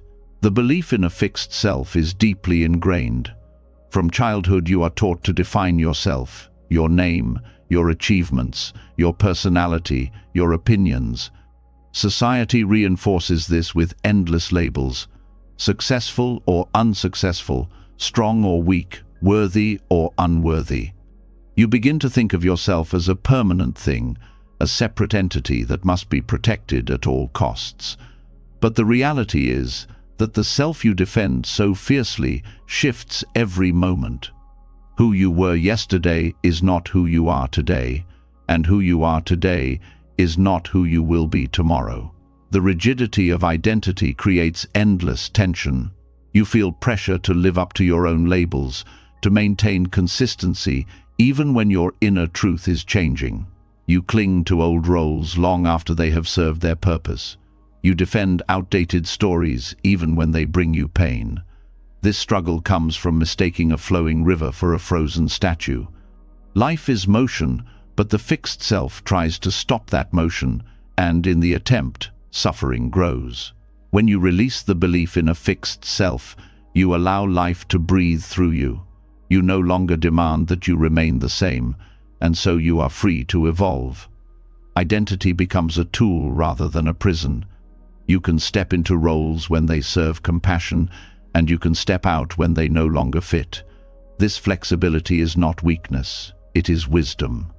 Just as a tree bends with the wind and does not break, you learn to move with the current of existence without clinging to one rigid form. This release also brings deep compassion for yourself. The rigid self is harsh, demanding perfection, condemning every mistake as permanent failure. But when you see the self as fluid, mistakes become moments, not definitions. You can grow, learn, and transform without carrying the weight of permanent judgment. This gentle view allows healing, because you stop stabbing yourself with the illusion of permanence. You begin to treat yourself as a living process, capable of renewal at every breath. Letting go of fixed identity also transforms relationships. Much of conflict comes from locking others into rigid roles, believing they will always be the way they once were, or expecting them to never change. This prevents true connection, but when you see that everyone is fluid, that each person is a changing process like you allow them the freedom to grow. Love deepens because it no longer depends on clinging to an old version of someone. Trust grows because it rests not on permanence, but on openness to change. Even your relationship with the past softens. Rigid identity ties you to old wounds and old glories, insisting they define you. But when you let go, the past becomes part of your flow rather than a prison. Painful experiences shape you, but they do not fix you. Triumphs enrich you, but they do not freeze you. You are not a sum of events carved in stone. You are the living movement that carries those experiences forward, transforming them into wisdom. The fear of letting go often comes from thinking that without a fixed self you will be lost. But the truth is the opposite. The more you release, the more you discover a deeper ground of being that is not bound by labels or roles. This ground is awareness itself, the open space in which all experiences rise and pass. Awareness does not need to cling to any particular identity to exist. It flows with whatever arises, steady and unshaken. To rest in this awareness is to trust the flow of life at its core. In practical life, letting go of fixed self allows resilience. When circumstances shift, the rigid self breaks, unable to adapt. But the fluid self flows, meeting change with flexibility. Job loss, illness, aging, loss of status, all of these crush the one who believes they must always remain the same. But for the one who has let go of fixed identity, these changes are simply part of the river. Pain may still come, but it does not destroy. There is strength in being able to say, I can change too. This release also opens creativity. The fixed self clings to what is known, afraid of appearing foolish, desperate to preserve a stable image. The fluid self experiments, explores, and plays, unafraid of mistakes because mistakes do not define it. Creativity flourishes in freedom, and freedom grows when you stop protecting a rigid identity. Every new possibility in life requires letting go of the old self that resists it. Trusting flow means trusting that you can step into new forms without losing what matters most. Meditation reveals this truth directly. When you watch the mind carefully, you see that the sense of self is built moment by moment, thoughts about the past, feelings in the body, images of who you are. None of these last, yet together they create the illusion of a solid me. In the stillness of meditation, you see that this me is not fixed at all. It is a story arising and dissolving. Each time you notice this, the grip loosens, and trust in the flow of awareness deepens. Letting go of fixed self also changes how you hold death. If you believe the self is a solid thing, death feels like a terrifying annihilation. But when you see the self as a flow of causes and conditions, death is simply another transformation. Just as each day you shed identities and take on new ones, death is the shedding of one form so that the flow of life continues in other ways. Fear softens when you realize you were never a fixed entity to begin with. The release of rigid identity is not an abandonment of responsibility. It is a wiser way of living. You still act, you still care, you still cultivate values, but you hold them lightly, knowing they too may evolve. Integrity grows not from clinging to a permanent self-image, but from responding truthfully to each moment. You live authentically, not by defending who you think you are, but by allowing who you are to unfold naturally. This unfolding also nurtures deeper trust in the universe. When you stop fighting to maintain a fixed self, you allow life to carry you. The river moves, and you move with it, not as a rigid rock but as part of the current. Trusting flow means resting in the knowledge that change will always carry you somewhere new, and that awareness will always be present to meet it. This trust brings peace, because you no longer live in fear of losing yourself. You were never fixed to begin with. To live this way is to live lightly. Labels lose their weight, failures lose their sting, and successes lose their chains. You become more playful, more compassionate, more present, because you are no longer burdened with defending an identity. Each day becomes an opportunity to meet life freshly, without the prison of who you think you must be. This freedom is not abstract. It touches every breath, every relationship, every step. Letting go of fixed self does not erase you, it reveals you. It uncovers the spaciousness beneath the story, the openness that has always been here. To trust this flow is to find confidence not in permanence, but in movement, not in control, but in release. And in this release, life carries you more gently, guiding you not through force, but through the quiet wisdom of change. When the grip of a fixed self loosens and you begin to flow with change, the question of achievement naturally comes forward. For so long, achievement was tied to identity, proving worth, securing status, building permanence. But once you see that the self is fluid, the old drive to prove yourself through endless striving begins to feel hollow. A new way of living becomes possible, one where achievement is no longer chased like a prize, but arises naturally from presence. This is the paradox of non-striving. The less you cling to achievement, the more deeply your life becomes fulfilled. Striving is fueled by the belief that happiness lives somewhere ahead, at the end of a completed task, a reached milestone, or a won prize. You run toward it with urgency, sacrificing the present moment in the hope that one day you will finally arrive. Yet the pattern always repeats. When the goal is reached, satisfaction fades, and a new chase begins. This cycle of striving is exhausting because it places your peace outside of yourself, forever in the distance. Non-striving cuts through this cycle by teaching you to let go of the idea that fulfillment must be earned through endless struggle. Non-striving does not mean idleness or apathy. It is not sitting back and refusing to engage with life.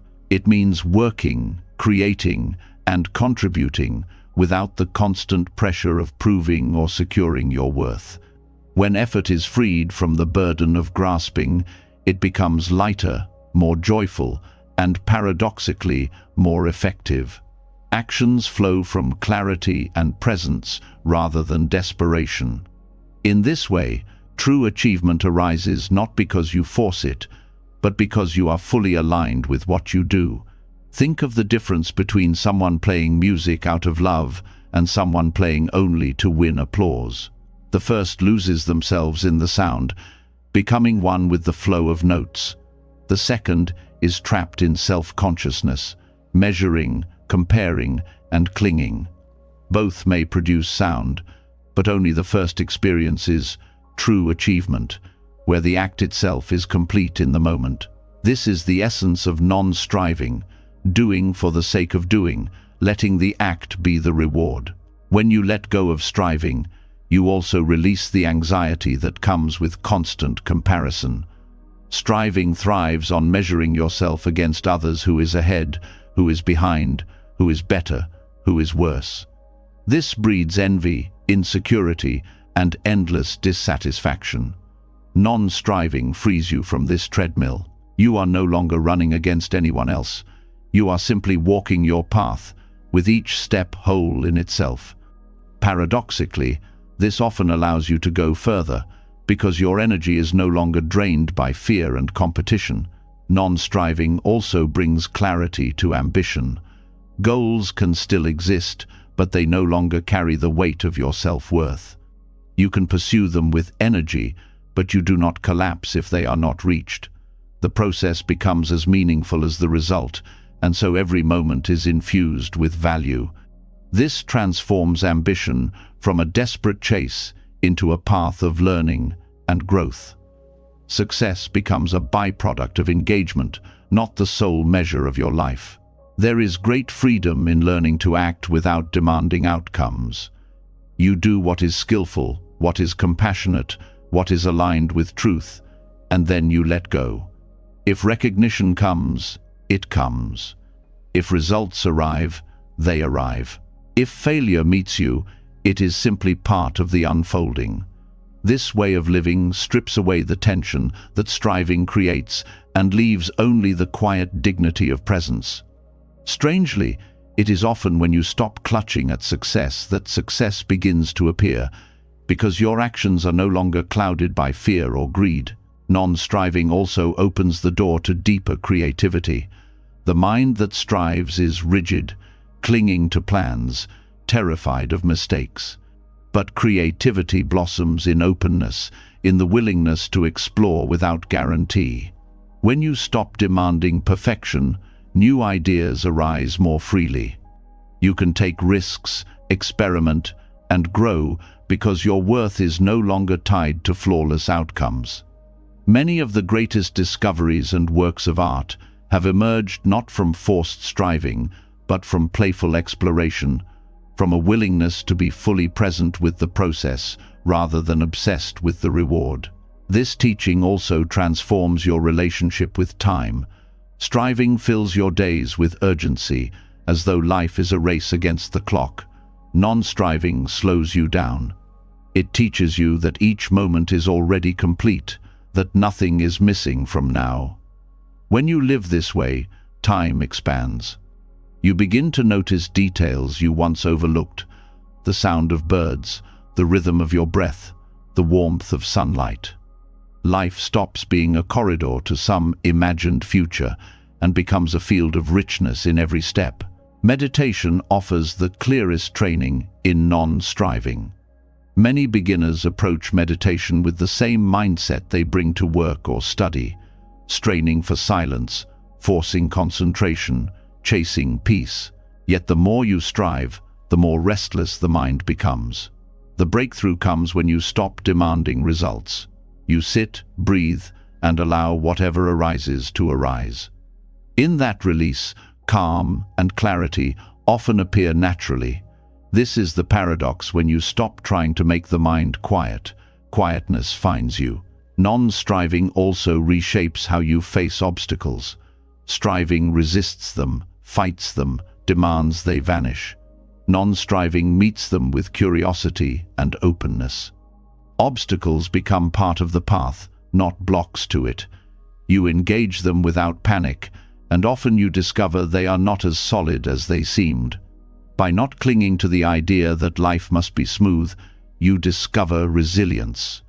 Achievement then includes not just reaching goals, but living fully through difficulties. In relationships, non-striving creates intimacy. Striving in love is trying to mold the other person, trying to secure promises, trying to control how affection should look. Non-striving allows love to breathe. You show up with presence, not with grasping. You listen without needing to win. You give without calculating return. This makes love purer, because it is not weighed down by hidden demands. The connection itself becomes the achievement. Letting go of striving also deepens compassion for yourself. When you are no longer driven by the harsh voice demanding constant achievement, you can rest. You can allow yourself to simply be, without needing to earn the right to exist. This rest is not laziness, it is nourishment. From it, true energy arises. You begin to act not out of fear of inadequacy, but out of joy in living. This shift turns even ordinary acts, washing dishes, walking down the street, speaking to a friend, into expressions of fulfillment. The paradox of non-striving is that it often leads to greater achievement in the conventional sense. Freed from the tension of grasping, your energy is steady. Freed from the weight of ego, your vision is clear. Freed from the obsession with results, your work is lighter and more creative.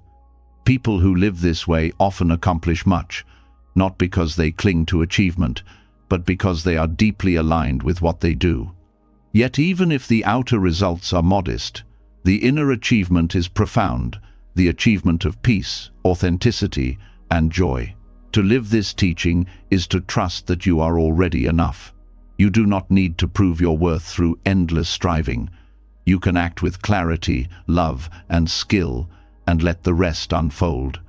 Achievement is no longer something far ahead, always out of reach. It is here, in the presence you bring to this moment. Non-striving is not the end of effort, but the transformation of effort into something wise, compassionate, and free. When you stop chasing, life begins to meet you where you are. Each step becomes both the path and the destination. Each act, no matter how small, carries its own fulfillment. This is the true achievement, living so fully that nothing needs to be clung to, because everything is already whole. When the restless chase for achievement softens through non-striving, something tender begins to emerge in its place. You realize that the deepest release does not come from abandoning effort altogether, but from allowing your actions to be guided by something greater than personal gain. That something is compassion. To surrender through compassion is not weakness, it is the strength to let go of control out of care for yourself and others. It is the recognition that love carries more power than fear, and that letting go for the sake of well-being is not a loss but the highest form of courage. Control is often disguised as protection. You grip tightly to plans, people, and identities because you believe that holding on will keep everyone safe. But in truth, control is usually driven by fear and insecurity. Compassion changes the reason for release. You stop clinging not because you are defeated, but because you care too deeply to cause more suffering for yourself and for those around you. This surrender is an act of love. Consider how compassion transforms the way you treat yourself. Without compassion, surrender feels like giving up, a failure to endure, a sign of weakness. With compassion, surrender becomes an act of kindness. It is allowing yourself to rest when exhaustion takes over. It is forgiving yourself when mistakes weigh heavily. It is letting go of impossible standards that keep you in chains.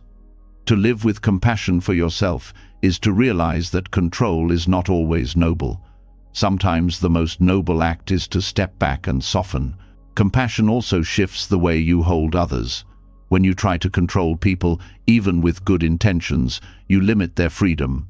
You demand they live according to your expectations, and in doing so, you take away their chance to learn, stumble, and grow. Surrender through compassion means giving others the space to be themselves, even if it means they choose paths different from what you wanted. This release is not neglect. It is trust in their own unfolding. It is saying, I care enough for you to let you walk your way. This approach dissolves much of the conflict that dominates relationships. Arguments often arise from the need to control, insisting that others think, act, or feel as you do. Compassionate surrender loosens this grip. You learn to listen without forcing agreement, to support without demanding compliance. Peace arises not from winning battles of control, but from letting go of the need to win at all. In this way, compassion creates harmony, where control only creates resistance. On a broader scale, surrender through compassion is how you respond to the suffering of the world. You cannot control wars, disasters, or the pain of every being, but you can choose how you meet them. You can soften into compassion rather than harden into despair. You can let go of the illusion that you must fix everything alone and instead contribute what you can with care. This surrender allows you to act without being paralyzed by the weight of the world. You do what is possible and release what is not. There is profound strength in choosing surrender, not because you are powerless, but because you are moved by love. A parent who loosens their grip so a child can find independence, a friend who releases expectations so the other can breathe, a leader who steps back to listen instead of forcing control. These are acts of courage, not weakness. They show that true power lies in creating space for growth, not in clinging to domination. Compassionate surrender also heals the wounds of self-judgment. Control thrives on harshness, telling yourself you must be better, faster, stronger, perfect. This creates inner conflict and endless striving. When compassion guides you, you release that need for domination over yourself. You allow your humanity to exist without condemnation. This surrender does not mean apathy, it means growth without cruelty. It is giving yourself permission to be imperfect while still walking the path with sincerity. Meditation reveals this quality clearly. You may begin by trying to control the mind, forcing thoughts away, demanding silence. But this only creates tension. When compassion enters, you surrender control. You allow thoughts to come and go without judgment. You hold yourself gently when restlessness arises. This compassionate surrender brings the mind to quietness more effectively than force ever could. The very act of letting go, guided by care, becomes the key to peace. In daily life, this kind of surrender can be practiced in small, steady ways. When plans fall apart, instead of clinging in anger, you release with kindness, acknowledging the disappointment while choosing not to add more suffering. When someone disagrees with you, instead of forcing them to see your side, you surrender the need to be right and listen with openness. Each act of compassionate surrender lightens the weight of control and deepens your connection to the world around you. This teaching also reshapes how you understand strength. Culture often praises control, dominance, and unyielding will. But Buddhism points to a different kind of strength, the strength to yield, to let go, to soften. A river cuts through mountains, not by force, but by steady flow. Compassionate surrender has this same quality. It wears away the sharp edges of suffering, creating space for gentleness and healing. Strength is not in clinging, but in caring enough to release. Even in the face of suffering, surrender through compassion gives you resilience. When hardship strikes, the instinct is to fight, resist, and control every detail.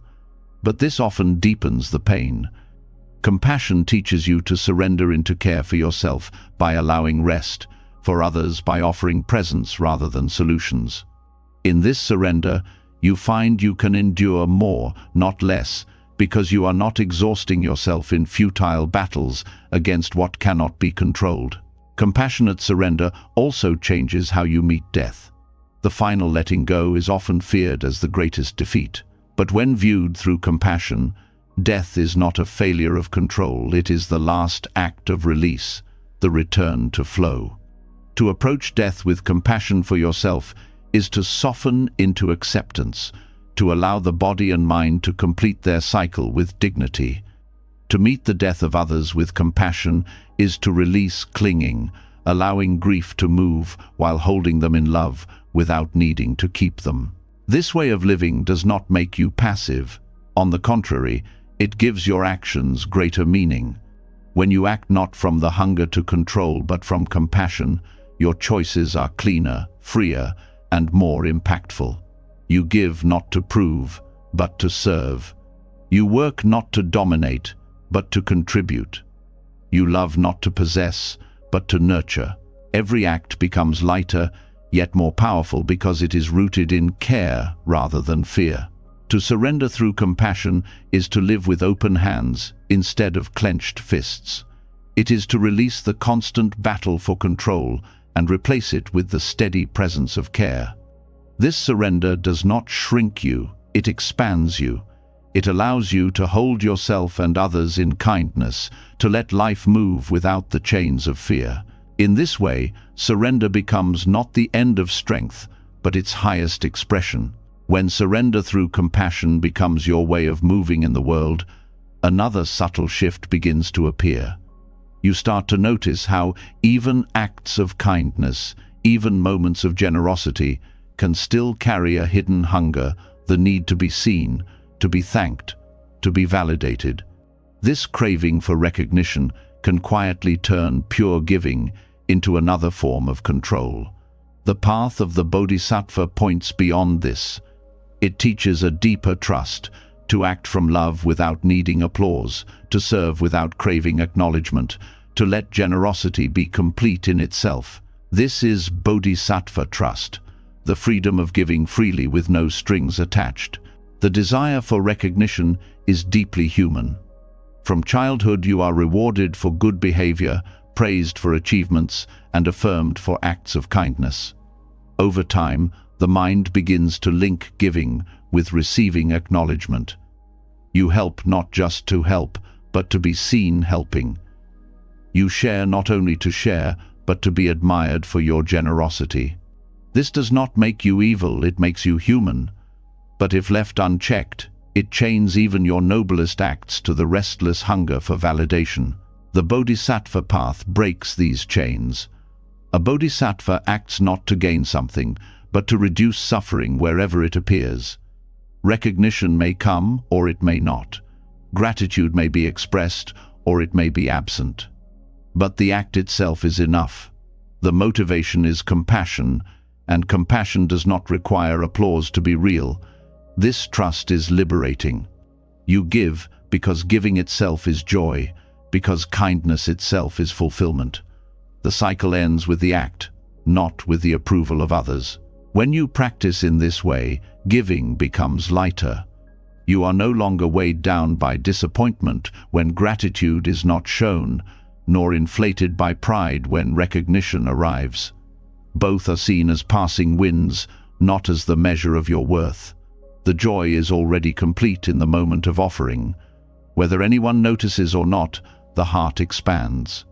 This is the essence of Bodhisattva trust, the courage to act from love and let go of the outcome. This way of living also dissolves resentment. Many people become bitter when their efforts go unnoticed. They give to family, to work, to community, and when thanks is not offered, anger grows. But this shows that the giving was secretly tied to recognition. When you act from Bodhisattva trust, resentment cannot take root. You know the act was worthwhile simply because it alleviated suffering, even if no one spoke a word of thanks. Your joy does not depend on someone else's acknowledgement. This teaching also protects you from the ego's subtle traps. Recognition can be intoxicating. When people praise your kindness, it feels good, but it also feeds attachment to image. You begin to act not from pure intention, but from the desire to maintain your reputation as a generous person. Bodhisattva trust cuts through this trap by reminding you that true generosity is invisible. The greatest acts of kindness often leave no trace, no story, no witness. They are known only to the giver, and perhaps to no one at all. Acting without needing recognition also deepens your resilience. If you depend on applause to sustain your effort, your compassion will falter the moment it is not rewarded. But if you act from the fullness of the heart, you cannot be discouraged by silence. You continue to give because giving is who you are, not because the world claps.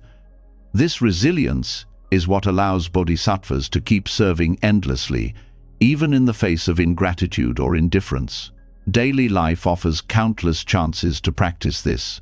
You may hold the door for someone who never says thank you, or spend hours helping a friend who forgets your effort, or work hard at a task no one notices. In these moments, the ego protests. It wants recognition.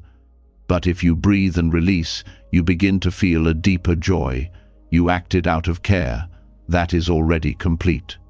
The value of your kindness is not diminished by silence. This teaching also dissolves the illusion of separation. Recognition often comes from the belief that there is a giver and a receiver, a benefactor and a beneficiary. But in truth, every act of giving is mutual. When you give, you also receive the joy of generosity, the softening of ego, the connection of compassion. When you release the need for recognition, you begin to feel this mutuality more clearly. Giving is not one-directional. It is part of the flow of interdependence. Meditation on compassion can deepen this practice. As you breathe, you send well-wishing thoughts to others without them ever knowing. No recognition is possible, yet the heart expands. Over time, you see that this inner generosity is as real as any outer act. It trains you to give without expectation, to love without needing a return. The joy of these meditations is quiet but profound. It shows you that recognition is never the true source of fulfillment. This perspective also transforms leadership and service. Leaders who crave recognition often manipulate, seeking glory for themselves even while pretending to serve. True leadership rooted in bodhisattva trust does not seek personal gain. It focuses on the well-being of others, regardless of credit. Paradoxically, such leaders often inspire the deepest respect, because people sense the purity of their intention. But whether recognition arises or not, their joy is already full in the act of serving. Letting go of the craving for recognition also frees you from fear of judgment. When you give only to be seen, you become anxious about how others perceive you. Every act becomes a performance. But when recognition is irrelevant, fear dissolves. You can act from authenticity without worrying how it appears. This freedom allows deeper and truer kindness because the act is guided by compassion alone. The joy of acting without needing recognition is subtle but steady. It does not flare like pride when praised or collapse like bitterness when ignored. It is like a quiet flame, steady and warm, untouched by the winds of approval or neglect. This flame sustains you through every act of giving. It does not need to be fed by applause because it burns from within. To live this way is to trust deeply in the path itself. You trust that kindness matters even if unseen, that compassion shapes the world even if unacknowledged, that love has value even without validation. This trust is what makes the Bodhisattva path unshakable. It allows endless giving, not because it guarantees recognition, but because the giving itself is fulfillment. This trust also nourishes humility. When you stop craving recognition, you stop centering yourself in every act. The focus shifts outward, toward the needs of others, toward the alleviation of suffering. You realize that your role is simply to serve as a channel for compassion, not as the hero of the story. This humility does not erase you, it liberates you. You are no longer burdened with proving yourself. You are free to give fully without hesitation. Acting without needing recognition is not easy. The craving runs deep, and the world constantly encourages it. But each time you release it, each time you let kindness be enough, you taste freedom. Over time, this becomes natural. You no longer calculate returns. You give because it is beautiful to give. You no longer wait for thanks. You are already complete. This is the essence of Bodhisattva trust. The confidence that compassion is its own reward. The faith that love needs no witness to be real. The freedom of giving without clinging.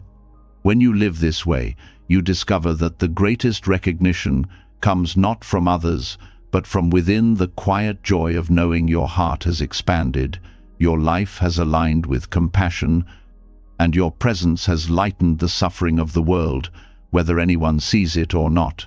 When you begin to act without needing recognition, your heart grows lighter and your steps more natural. Yet a question quietly lingers. How do you live in a world that constantly shifts, where circumstances refuse to stay still, and where even your best intentions may be met with obstacles? The answer is offered not only in scriptures, but in the simple language of nature. The river teaches what words often cannot. It reveals how to live with grace through change, how to move forward without forcing, how to adapt without losing direction. The dharma of flow is not learned from theories, but from watching the way water carries itself through the world. A river has no arrogance, yet it carves valleys and nourishes fields. It does not cling to shape, yet it finds its way to the ocean. It meets rocks, bends, and dams, but instead of shattering against them, it adjusts, softens, and continues. This is not weakness, It is the deepest kind of strength. To live like a river is to understand that adaptability is not betrayal of yourself, but fidelity to the truth that life is movement. The human mind often rebels against this truth. It wants certainty, fixed ground, and unchanging order. But life offers no such stability. Jobs shift, health changes, relationships evolve, identities dissolve. To resist this is to suffer endlessly. To adopt the way of the river is to discover peace in the midst of motion. Flow does not mean drifting without purpose. It means holding your essence while meeting each condition with flexibility. Just as water remains water no matter its shape, you remain rooted in awareness no matter how life bends you. This practice begins by observing how much of your struggle comes from rigidity. You may insist on one path, one outcome, one way things must unfold. When life pushes differently, tension arises. The more tightly you cling, the more you break. Flow teaches you to loosen, to trust that change itself carries intelligence. A river does not resist the bend in its course, it uses it. In the same way, you can allow unexpected turns to become part of your path rather than obstacles to it. There is humility in this. The river never claims to control the terrain, it simply responds to it. When you let go of the illusion of control and practice responsiveness instead, life becomes less of a battle and more of a dialogue. You listen to circumstances, adjust your steps, and discover that adaptability itself can be graceful. This does not mean passivity, it means skillful alignment. Flow is a discipline of listening and responding, rather than forcing and resisting. The dharma of flow also reveals how to hold strength and softness together. Water is gentle to the touch, yet it can wear down the hardest stone. Its power is not in brute force, but in persistence and adaptability. In your own life, this means learning to combine resilience with gentleness. You can meet hardship with steady presence instead of rigid control. You can persist without hardening. This balance is what allows you to endure without losing compassion. Living in flow also nurtures patience. A river takes its time to reach the sea. It moves steadily, not hurriedly, yet it never stops. In the same way, you can release the urgency of forcing results. Flow teaches that progress is not always visible moment to moment, but steady presence leads you forward. Patience here is not waiting idly, but continuing without clinging to speed. This patience brings peace, because you no longer measure your life against a clock of achievement. Flow also transforms how you see obstacles. Where striving sees a rock as a barrier, flow sees it as an opportunity to bend, to create a new path. When circumstances do not match your plan, instead of despair, you can ask, "How can I adjust here?" This mindset creates resilience, because no obstacle becomes final. Like water, you discover that every block can be met with creativity. Sometimes you go around, sometimes you soften the obstacle itself, and sometimes you find strength by gathering more energy before moving forward. Each way is part of flow. Relationships, too, are guided by this wisdom. Rigidity in relationships creates conflict, demanding that others never change, insisting they match your exact expectations. Flow allows space. It honors the shifts of others while staying rooted in care. Just as a river nourishes whatever it touches without clinging, you can bring kindness to relationships without trying to freeze them. This creates harmony, because love breathes freely when it is not controlled. The practice of flow also brings ease to your inner life. Emotions rise and fall like currents. Anger, sadness, joy, fear, each moves through you. To resist is to trap them, to dam the river and create stagnation. To flow is to let them come and let them go. You do not deny them, but you do not chain yourself to them. This openness turns emotions into teachers rather than jailers. They show you their message and then pass, leaving space for peace. Flow reshapes ambition as well. Instead of forcing a rigid plan, you act with intention, but stay open to how conditions unfold. You may set a direction, but you release the demand for it to look exactly as imagined. This flexibility allows life to surprise you, to open doors you would never have designed. Many of the most meaningful paths are discovered this way, not by clinging but by flowing with opportunities as they appear. Meditation becomes a training ground for this practice. As you sit, thoughts and sensations rise like ripples. The instinct is to hold or push them away. But when you practice flow, you simply let them move. Attention rests like the riverbed, steady beneath the current. This teaches you directly that peace is not in stopping the flow, but in resting with it. The mind becomes spacious, not because it is empty of movement, but because it no longer clings to the movement. The dharma of flow also nurtures gratitude. When you release rigidity, you begin to notice the beauty of each moment. Just as a river glitters in sunlight, each small detail of life shines when you meet it without grasping. The taste of food, the sound of laughter, the rhythm of breath all become precious. Gratitude arises naturally when you stop fighting reality and begin flowing with it. In times of loss, this teaching is especially powerful. Loss is the place where control is most obviously shattered. The instinct is to cling, to resist, to break against grief. Flow teaches another way. You allow the current of grief to move through you, trusting that even the heaviest waters eventually carry you forward. You do not deny the pain, but you do not harden against it. Over time, grief softens, reshapes, and carries you to new landscapes of compassion. To live with the dharma of flow is to embody trust, not blind trust, but trust in the very nature of life as movement. You do not need to know each turn of the river to know it will keep flowing. You do not need to control every condition to know you can respond to them.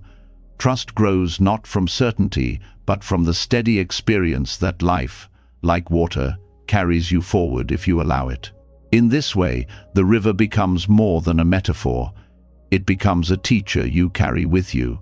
Each time you feel rigid, you remember its softness.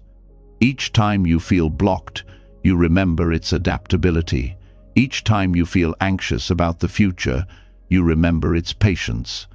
To adopt the dharma of flow is to let nature itself guide your practice, showing you that freedom is not found in stillness alone, but in graceful movement through the ever-changing stream of existence. When the lesson of the river takes root, you begin to notice that flow is not only about movement, but also about stillness. Water rests in calm pools as much as it rushes through rapids. In the same way, the path of trust is not only in adapting to change, but in allowing space, pauses, and silence to teach what words and answers cannot. The human mind is addicted to filling gaps, to demanding explanations, to seeking solutions for every uncertainty. Yet some of the deepest wisdom arrives not in the noise of answers, but in the quietness that holds them. Trusting silence more than answers opens a door into a kind of knowing that cannot be forced, a wisdom that blooms only when you stop searching for it. The urge to always seek answers often comes from fear. Not knowing feels dangerous, as if silence is a void threatening to swallow you. So you grasp at conclusions, repeat familiar stories, or seek reassurance from others. Yet answers are often temporary comforts, fragile shields against the vastness of uncertainty. Silence, by contrast, does not pretend. It allows the unknown to remain unknown, and in doing so, it teaches you to rest in it without fear. This resting is not ignorance, it is courage. It is learning to meet reality without rushing to label it. Silence also teaches presence. In conversation, most people listen only to respond, filling the space with their own thoughts. But when you allow silence, you begin to truly hear not just the words but the feelings beneath them, the pauses where meaning lingers. In these spaces, understanding deepens. Wisdom is not always in what is said, but in what is held between the words. To trust silence is to value this depth over the surface of explanations. In meditation, this lesson becomes clear. The mind begins by chasing thoughts, analyzing, seeking answers to every question. But as you sit, silence grows. At first it feels empty, maybe even unsettling. Over time, you see it is not emptiness at all, but fullness of awareness, of presence, of being.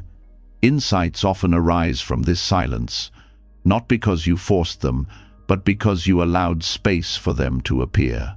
The silence itself becomes the teacher, showing that truth cannot be grasped, but only revealed when the mind is still. Trusting silence also reshapes how you approach problems. Striving for immediate solutions often leads to hasty decisions. By resting in silence, you allow conditions to clarify themselves. Answers often arise naturally when you stop forcing them. Like muddy water settling when left undisturbed, the mind clears when it is not stirred by constant searching. This patience allows you to act from clarity rather than panic. In relationships, silence can be as powerful as words. There are times when no explanation can ease another's pain, when no argument can resolve a conflict. Presence without words, a quiet hand held, a calm listening ear, can speak more deeply than speeches. Trusting silence here means believing that connection does not always require explanation. Sometimes the deepest care is simply being with another in their difficulty without trying to fix it. Silence also reveals the richness of the present. When the noise of answers subsides, you begin to notice subtleties once overlooked: the rhythm of breath, the rustle of leaves, the stillness of a room. These details are not trivial. They are the texture of life itself. In silence, the ordinary becomes luminous. Wisdom here is not about solving but about seeing, not about explaining but about experiencing fully. The practice of trusting silence also dissolves the ego's constant need for validation. The urge to always have answers, to appear knowledgeable, is often the ego defending its image. Silence humbles you. It shows that not knowing is not weakness, but truth, because reality is infinite and your mind is finite. Accepting this brings peace. You no longer need to pretend mastery over everything. You can rest in humility, allowing the vastness of life to remain mysterious. This humility is also the ground of compassion. When you stop filling silence with your own certainty, you create space for others. You become more patient, more willing to hear perspectives, more open to difference. Silence teaches you to hold others without imposing your answers upon them. In this way, it becomes an act of kindness, a way of saying, "I do not need to control you with explanations. I honor you enough to let the space speak." Trusting silence more than answers also changes your relationship with fear of the future. The mind craves certainty about what is to come, filling the silence of the unknown with plans and projections. But the future cannot be fully known. By resting in the silence of uncertainty, you discover courage. The unknown is no longer a threat, but a field of possibility. Answers may come later, but the silence itself holds you now. Even in the face of death, silence offers teaching. No answer can fully resolve the mystery of what comes after life. Philosophies, beliefs, and doctrines attempt to fill the gap, but the gap remains. Trusting silence here is perhaps the most profound act of faith, not in specific answers, but in the openness of existence itself. This trust allows you to meet mortality, not with denial or false certainty, but with presence and dignity. To practice trusting silence is not to reject knowledge or abandon learning. It is to recognize that answers are limited and that wisdom is larger than explanations. It is to give equal reverence to the space between thoughts, to the pauses in conversation, to the quietness of the heart. Silence does not compete with answers. It completes them, reminding you that truth is often beyond what words can hold. The more you live this way, the more natural it becomes to pause, to breathe, to listen. You stop rushing to resolve every discomfort and instead allow space to teach you. The silence itself becomes a companion, one that guides you gently into deeper trust. And in that trust, life feels less like a puzzle to be solved and more like a mystery to be lived. When silence begins to reveal its wisdom, another truth becomes clear.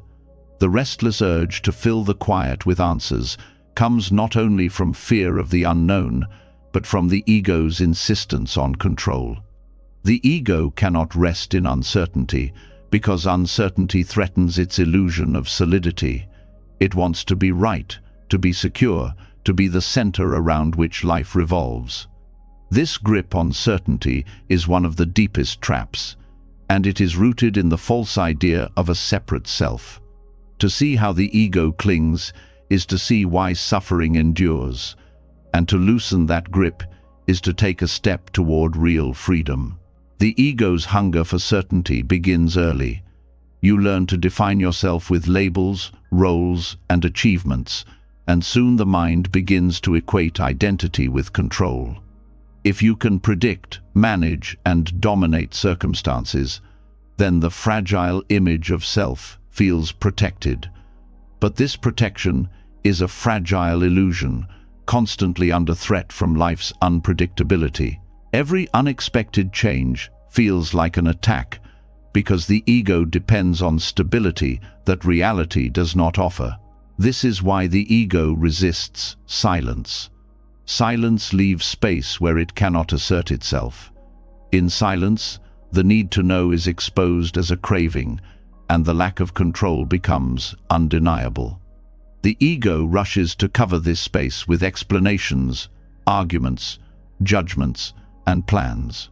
Yet the more it grips, the more fragile it becomes, because control cannot be maintained in a world built on impermanence and interdependence. The illusion of a separate self is what fuels this desperation. You believe you are an isolated unit, cut off from the whole, responsible for defending your existence against the uncertainty of life. From this perspective, control seems necessary. If you are separate, then safety must be created by force. But when you look deeper, you see that this separateness is not real. Every part of you, your body, your thoughts, your feelings, arises from conditions beyond your control. Breath enters from air, food becomes your flesh, language shapes your thoughts. The self you cling to is woven from countless threads you did not create. The more you grasp at certainty, the more anxious you become. The ego convinces you that if only you knew for sure about the future, about others, about yourself, you would be safe. But each answer it creates quickly dissolves. Plans change, people surprise you, even your own feelings shift from moment to moment. The self that craves stability is itself unstable, and so the chase for certainty becomes endless. To see this clearly is to begin loosening the ego's grip. The Buddha taught that clinging is the root of suffering, and nowhere is clinging more obvious than in the ego's obsession with certainty. You cling to beliefs, to opinions, to identities, not because they are ultimate truths, but because they feel solid. When someone challenges them, you feel personally attacked, as though your survival were at stake. This is the ego defending its illusion of permanence. But when you step back, you see that certainty was never real to begin with. What you defended was a story, not the truth. This insight is not meant to strip you of stability, but to give you deeper trust. Real stability does not come from fixed answers or rigid control. It comes from recognizing that you do not need certainty to live fully. When the ego loosens, you begin to see that life carries you whether or not you grasp it. The ground of being is not in control, but in awareness itself, which does not need to know everything to rest in peace. Examining the ego's grip also reveals how much of human conflict comes from this illusion. Wars are fought over ideologies, communities fracture over beliefs, relationships crumble over the need to be right. Beneath all of this is the ego's fear of uncertainty, the refusal to admit not knowing. Each side clings to certainty as though its very existence depended on it. But in truth, existence itself does not need such certainty, only the ego does. In your own life, you can see this in the small ways control dominates. You cling to routines not just for structure, but for reassurance. You argue with loved ones not because truth is at stake, but because your identity feels threatened by being wrong. You resist change not because it is harmful, but because it dissolves the illusion of control. Each of these is the ego's attempt to protect itself from uncertainty. Meditation provides a clear view of this process. Sit quietly, and the mind rushes with thoughts. What should I do? How will this go? What does this mean? Each thought is the ego trying to create certainty in a world that cannot be pinned down. When you observe without feeding them, you begin to see the futility of this grip. Thoughts arise and pass, yet awareness remains. The self that demands control is revealed as nothing more than passing waves on a deeper sea. Trust grows when you stop believing the ego's lie that safety comes from control. Instead, you begin to see that safety comes from alignment with truth, from openness to change, from the humility to admit not knowing. The less you cling, the more you can respond wisely. Certainty was never necessary for compassion, never necessary for integrity, never necessary for love. These qualities thrive not because of control, but because of freedom. Letting go of the ego's grip does not mean abandoning discernment. It means recognizing the difference between wisdom and clinging. Wisdom sees clearly and responds appropriately, but it does not demand absolute guarantees. Clinging insists on guarantees even when they are impossible.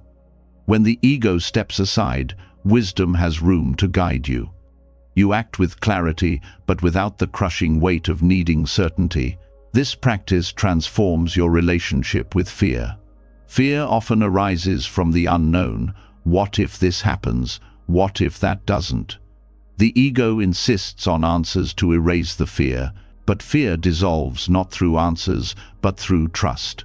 When you see that the separate self is an illusion, you realize there was never anyone who needed to be protected from uncertainty in the first place. Life moves, and you move with it. Fear loses its foundation when the ego loosens its grip. The grip on certainty is perhaps the most subtle chain of all, because it masquerades as strength. To be firm, to be decisive, to be unshakable, these sound noble. But when rooted in ego, they are just another form of fear. Real strength is the courage to admit uncertainty, to live without rigid ground, to let awareness itself be enough. This is not passivity, it is the deepest form of freedom. The more you see the illusion of the separate self, the easier it becomes to release control.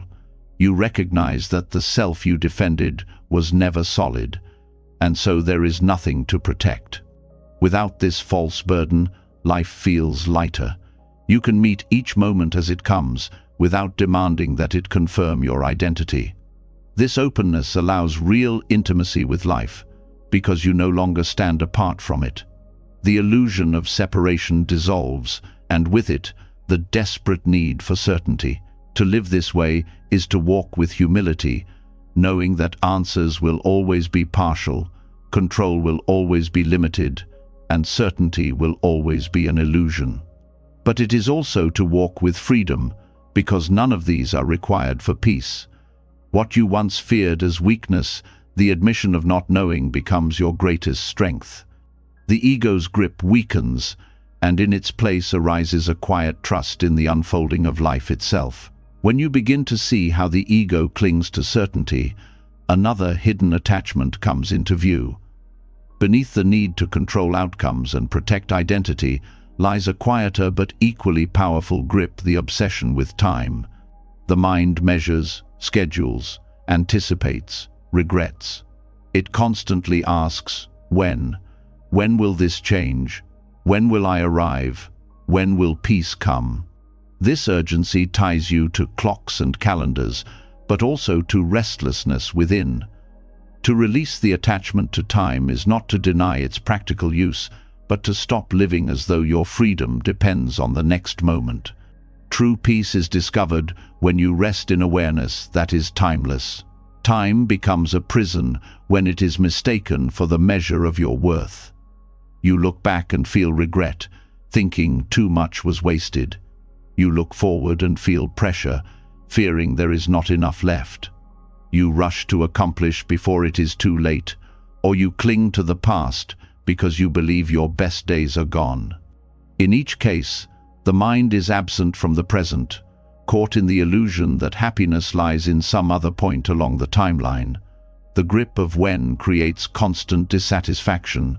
Non-attachment to time does not mean abandoning responsibility. It means shifting from being enslaved by time to seeing it as a tool. When you recognize that awareness itself is not bound by past or future, you begin to experience life more directly.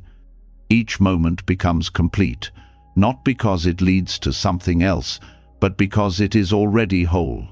The urgency of when begins to dissolve, and with it, the anxiety that time once created.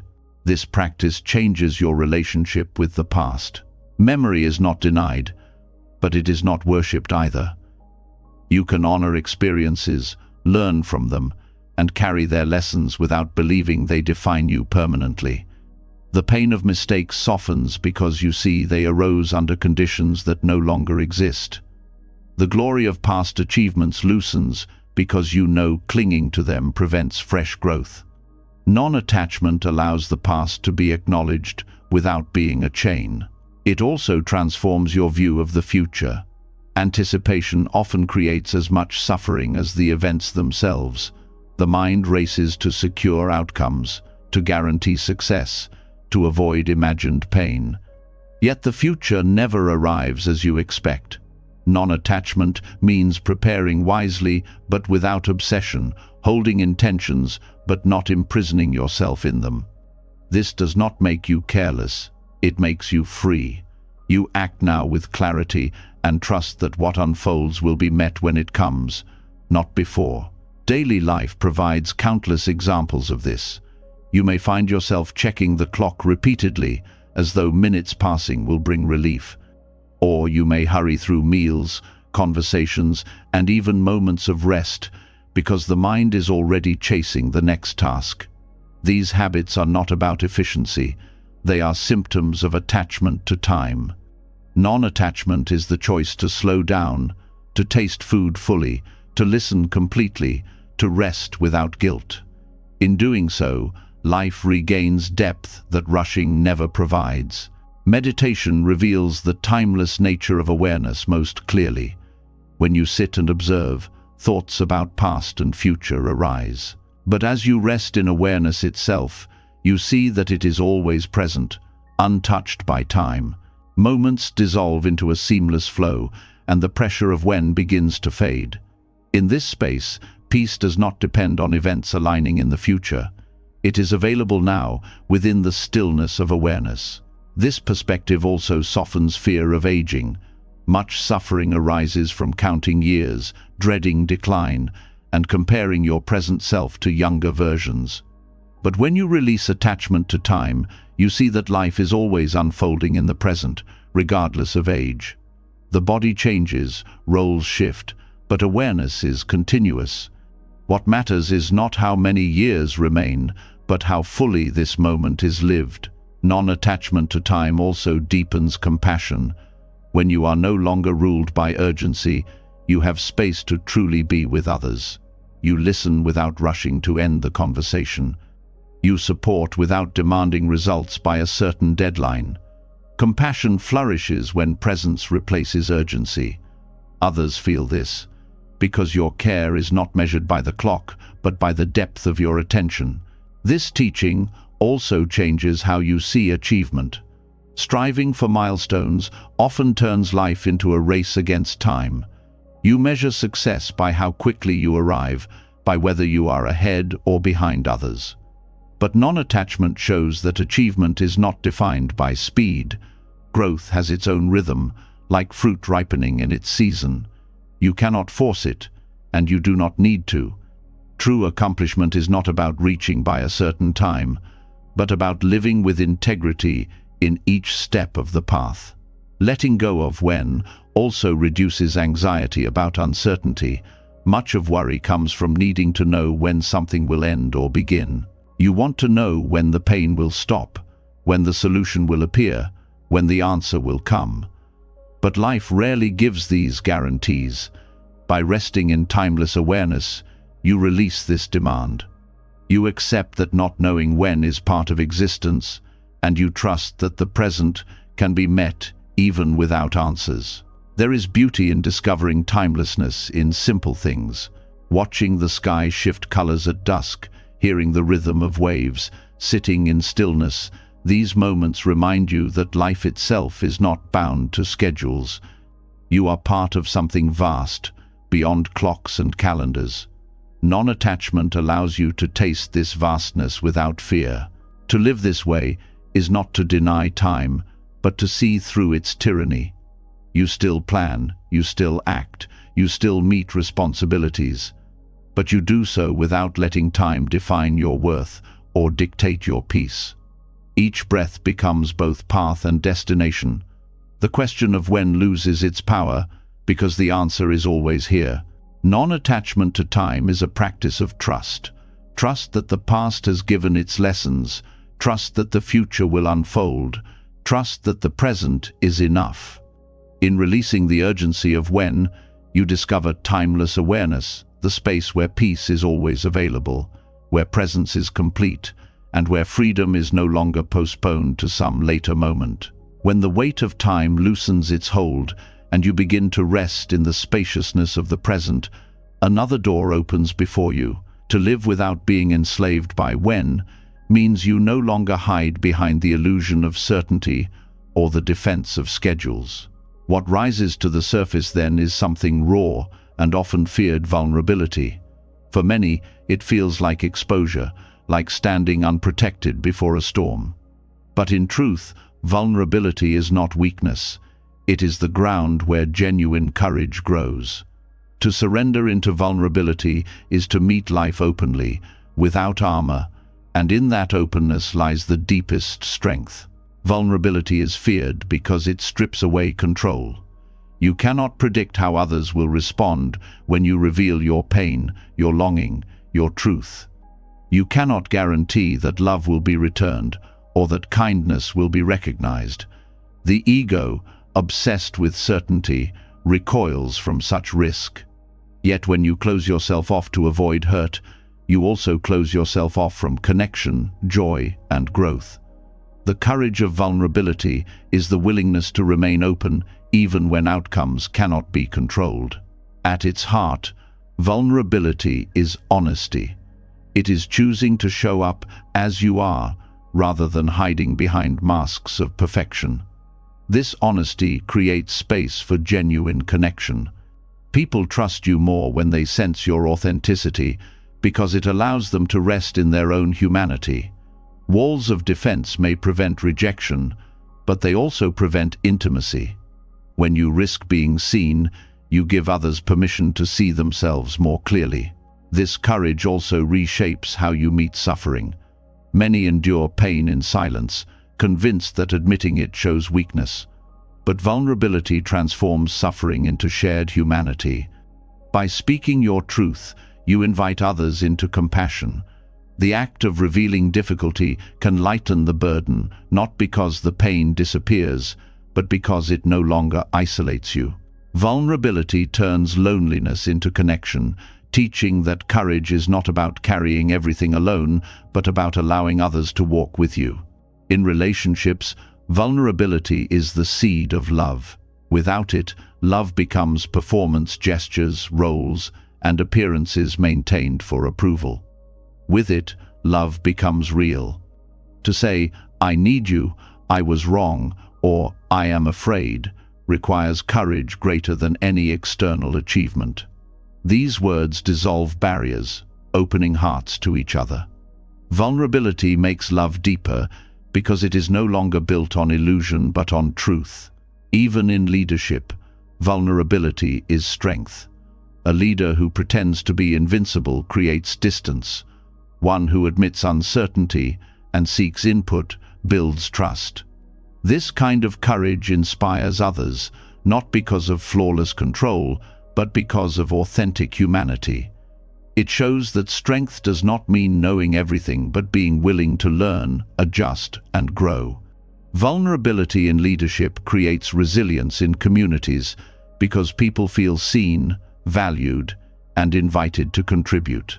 Spiritual practice also thrives in vulnerability. To sit in meditation is to face yourself without distraction, without defenses. You see your restlessness, your fears, your longing for control.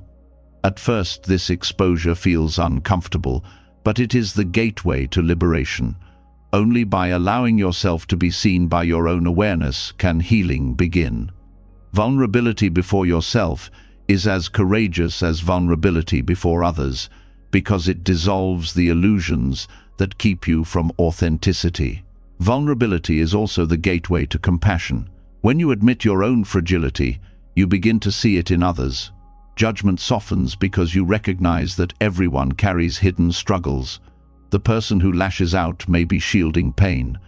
The one who seems cold may be terrified of rejection. By owning your vulnerability, you cultivate empathy for theirs. This is not pity but connection, an understanding that courage is shared by all who dare to live with open hearts. To live vulnerably also requires surrendering the need to always appear strong.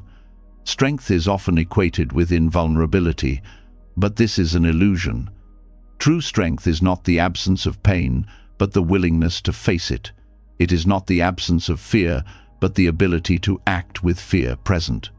The courage of vulnerability lies in saying, "I do not have all the answers.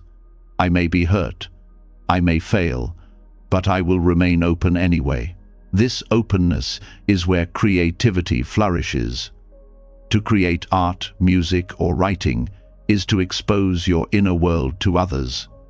Without vulnerability, creativity becomes imitation. With it, creativity becomes authentic expression, carrying the power to touch hearts. Vulnerability in creativity is the risk of being misunderstood or rejected, but it is also the path to genuine impact. The works that resonate most deeply are born from the courage to reveal what is fragile, uncertain, and true. In daily life, vulnerability is practiced in small acts, admitting you do not know, asking for help, expressing gratitude, apologizing sincerely. These gestures may feel uncomfortable, but they carry profound strength. Each time you choose vulnerability, you loosen the ego's grip and affirm that openness is not danger but freedom. Over time, these small acts create a life marked by authenticity rather than fear. The courage of vulnerability also reshapes your relationship with failure. The ego fears failure because it exposes imperfection, but vulnerability allows you to face failure without shame. You see it as part of growth rather than proof of inadequacy. This perspective transforms failure into learning, into resilience, into wisdom. Vulnerability frees you from the need to hide your mistakes, allowing you to integrate them into your journey with honesty. Even in the face of death, vulnerability offers dignity. To admit fear, to acknowledge uncertainty, to allow grief, these are not signs of weakness, but of being fully human. Vulnerability at life's end allows connection with others, honesty with oneself, and acceptance of the mystery. It takes courage to face death with openness, but that courage is what transforms fear into peace. The courage of vulnerability is not reckless exposure. It is not pouring out everything to everyone without discernment. It is wise openness, guided by compassion for yourself and others.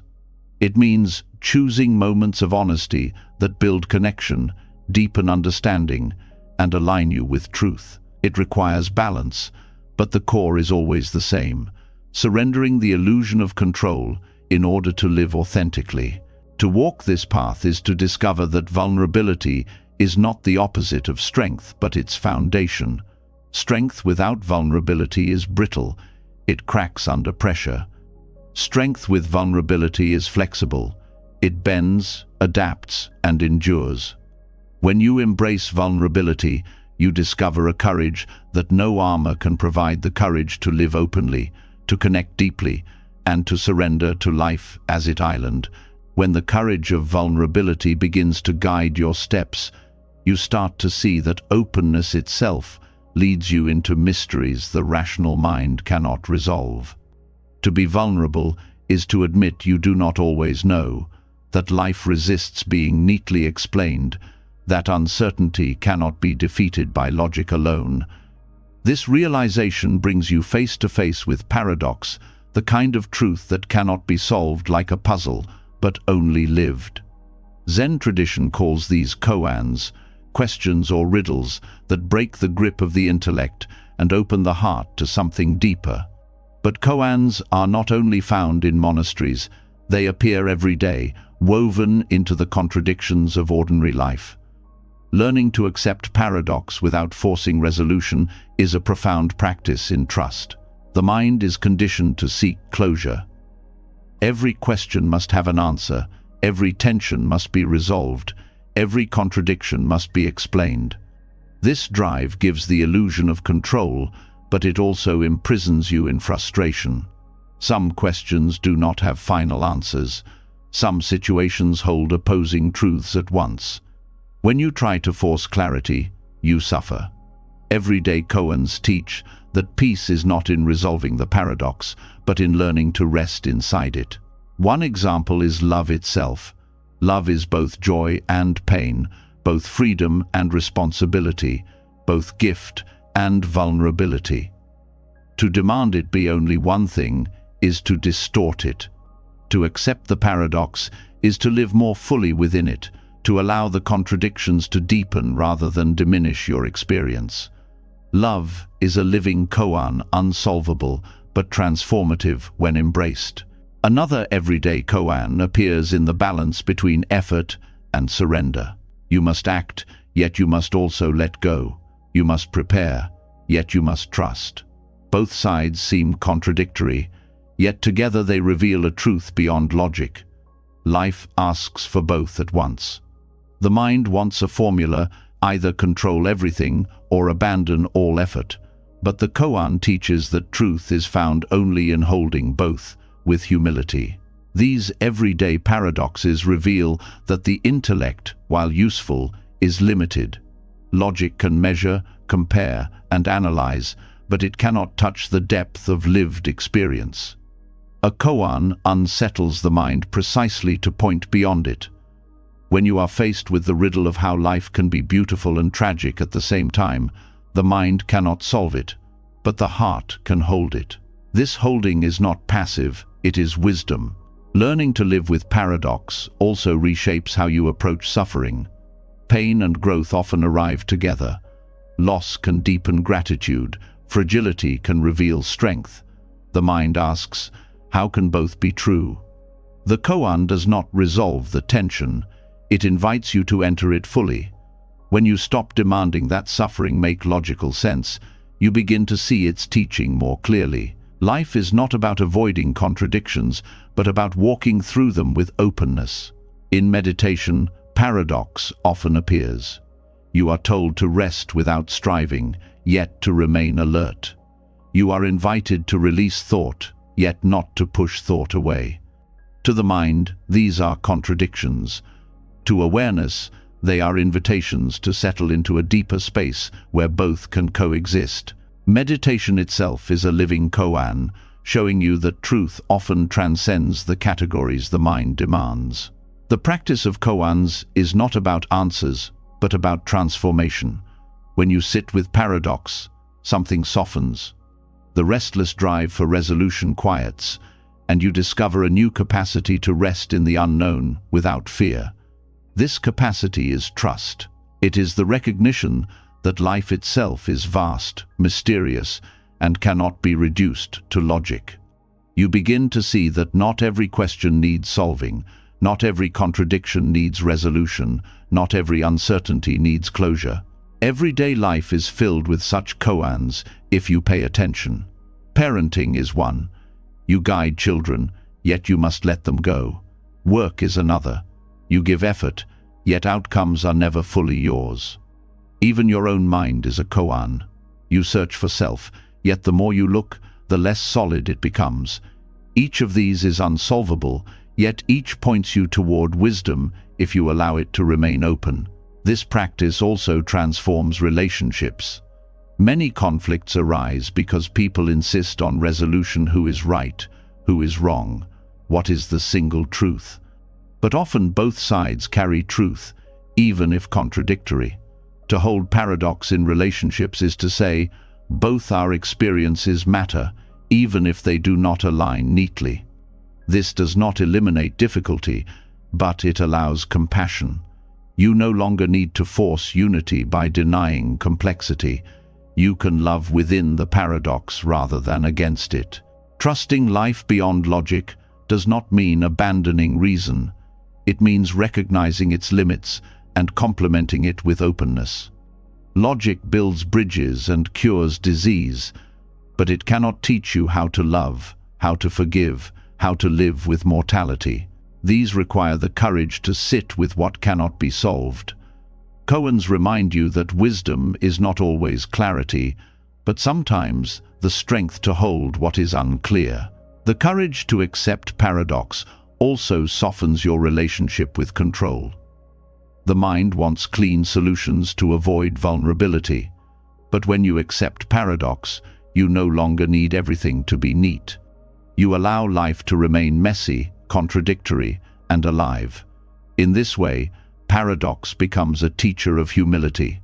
It shows that your categories are too small for reality, and that wisdom lies not in shrinking reality to fit them, but in expanding your heart to embrace what they cannot contain. In daily practice, you can begin by noticing where paradox unsettles you. When you feel torn between two truths, resist the urge to dismiss one. Sit with both. Feel the discomfort and allow it to teach you. Over time, you discover that the discomfort itself is part of the path. It stretches your capacity for openness, and in that stretch, trust deepens. Everyday koans are everywhere, waiting not to be solved, but to be lived. They ask you to step beyond the narrow gate of logic into the vastness of being. When you accept them, life itself becomes your teacher. You begin to see that wisdom is not a tidy set of answers, but a willingness to walk into paradox with open hands and an open heart. When the practice of sitting with paradox begins to settle in your heart, you start to notice another place where the mind struggles the most when dealing with the lives of others. Just as the mind wants to solve contradictions, it also wants to shape people, to direct them, to insist that their path should mirror your vision of what is right. This desire often hides behind love, responsibility, or care, but at its core, it is another form of control. The truth is painful and liberating at once. You cannot walk another's path for them, nor can you dictate the lessons they must learn. To relinquish control over others' journeys is one of the deepest practices of trust, and it allows love to breathe without suffocation. The urge to shape another's path often comes from fear. You want those you love to avoid mistakes, to be safe from harm, to find success without struggle. So you advise, correct, and sometimes interfere, believing that your vision is clearer than theirs. But each person carries their own rhythm, their own timing, their own unique lessons. To impose your will is to confuse care with control. True compassion recognizes that growth cannot be forced, it ripens in its own season. Letting go of control does not mean indifference. It means shifting from directing to supporting, from pushing to holding space. You can still offer guidance, but you release the expectation that it must be followed. You can share wisdom, but you trust that each person will integrate it in their own way, or perhaps not at all. This trust honors their autonomy, acknowledging that their path, like yours, is shaped by countless causes and conditions beyond anyone's control. Parents feel this struggle most deeply. The instinct to protect children is natural, but when protection turns into over-control, it stifles growth. A child learns resilience not from being shielded from every fall, but from standing up after falling. To relinquish control here is to allow room for mistakes, knowing that mistakes themselves are teachers. It is the courage to let children live their own lives, even when their choices differ from what you would have chosen. In relationships of love or friendship, the illusion of control often hides as expectation.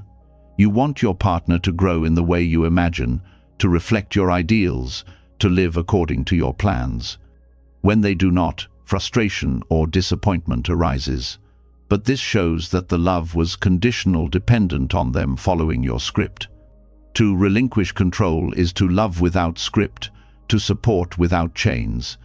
This creates a space where love matures into respect, where connection is based on freedom rather than demand. Even in the workplace or community, control over others' paths can appear subtly. You may believe that your way of solving problems is the only correct one, or that others should think and act as you do.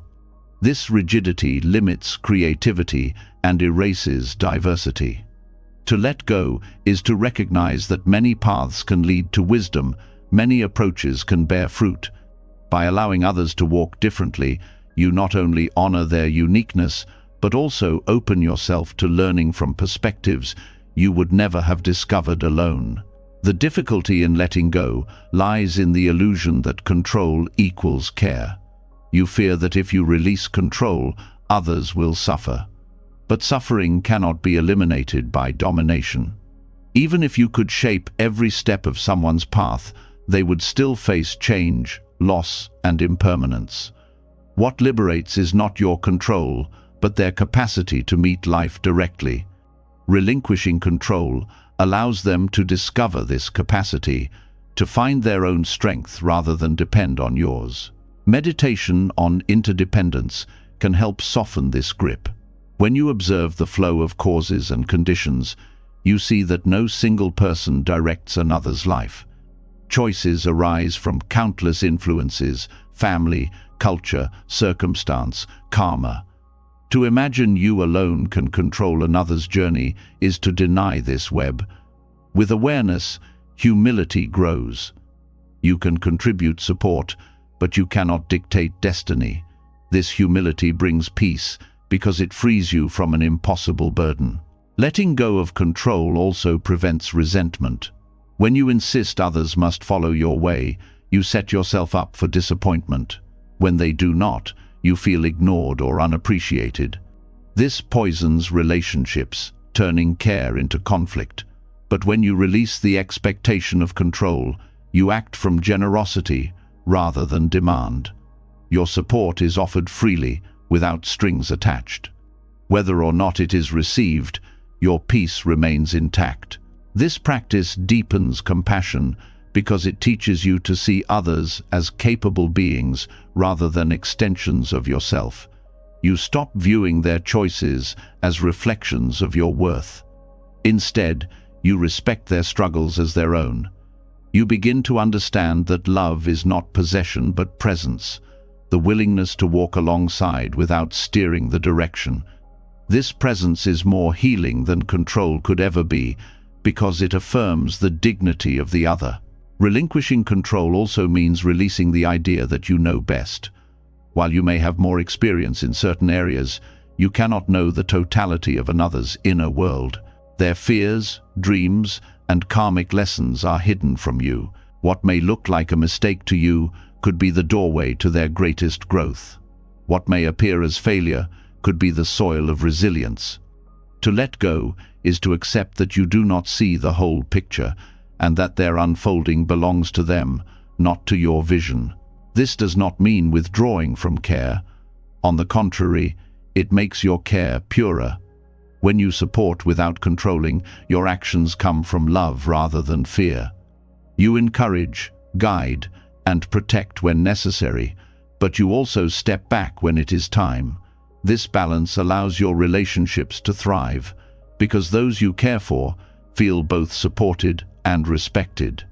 They sense the difference between guidance that empowers and control that confines. The courage to release control over others' paths also liberates you. Trying to shape another's life is exhausting. It ties your peace to their choices, making you anxious whenever they deviate. By letting go, you reclaim your energy. You focus on your own growth while trusting others to manage theirs. Paradoxically, this often strengthens relationships because your presence becomes lighter, freer, less demanding. Even death offers this lesson.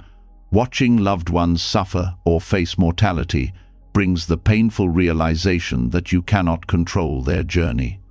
No matter how deeply you wish to take their pain away, you cannot walk that path for them. To let go here is to honor their humanity, to be present with compassion without trying to rewrite their experience. It is perhaps the most profound act of respect, to allow another to meet their own path, even at the end of life. Relinquishing control over others' paths requires humility, patience, and faith. Humility to admit you do not hold the answers for another's life. Patience to allow their growth to unfold in its own time. Faith that the same wisdom guiding your journey also guides theirs. When you live this way, relationships shift from struggle to trust, from demand to freedom, from fear to love. To walk this path is to embody a deeper form of compassion, one that respects freedom, honors difference, and trusts the unfolding of each being's journey. You discover that love does not need control to be strong.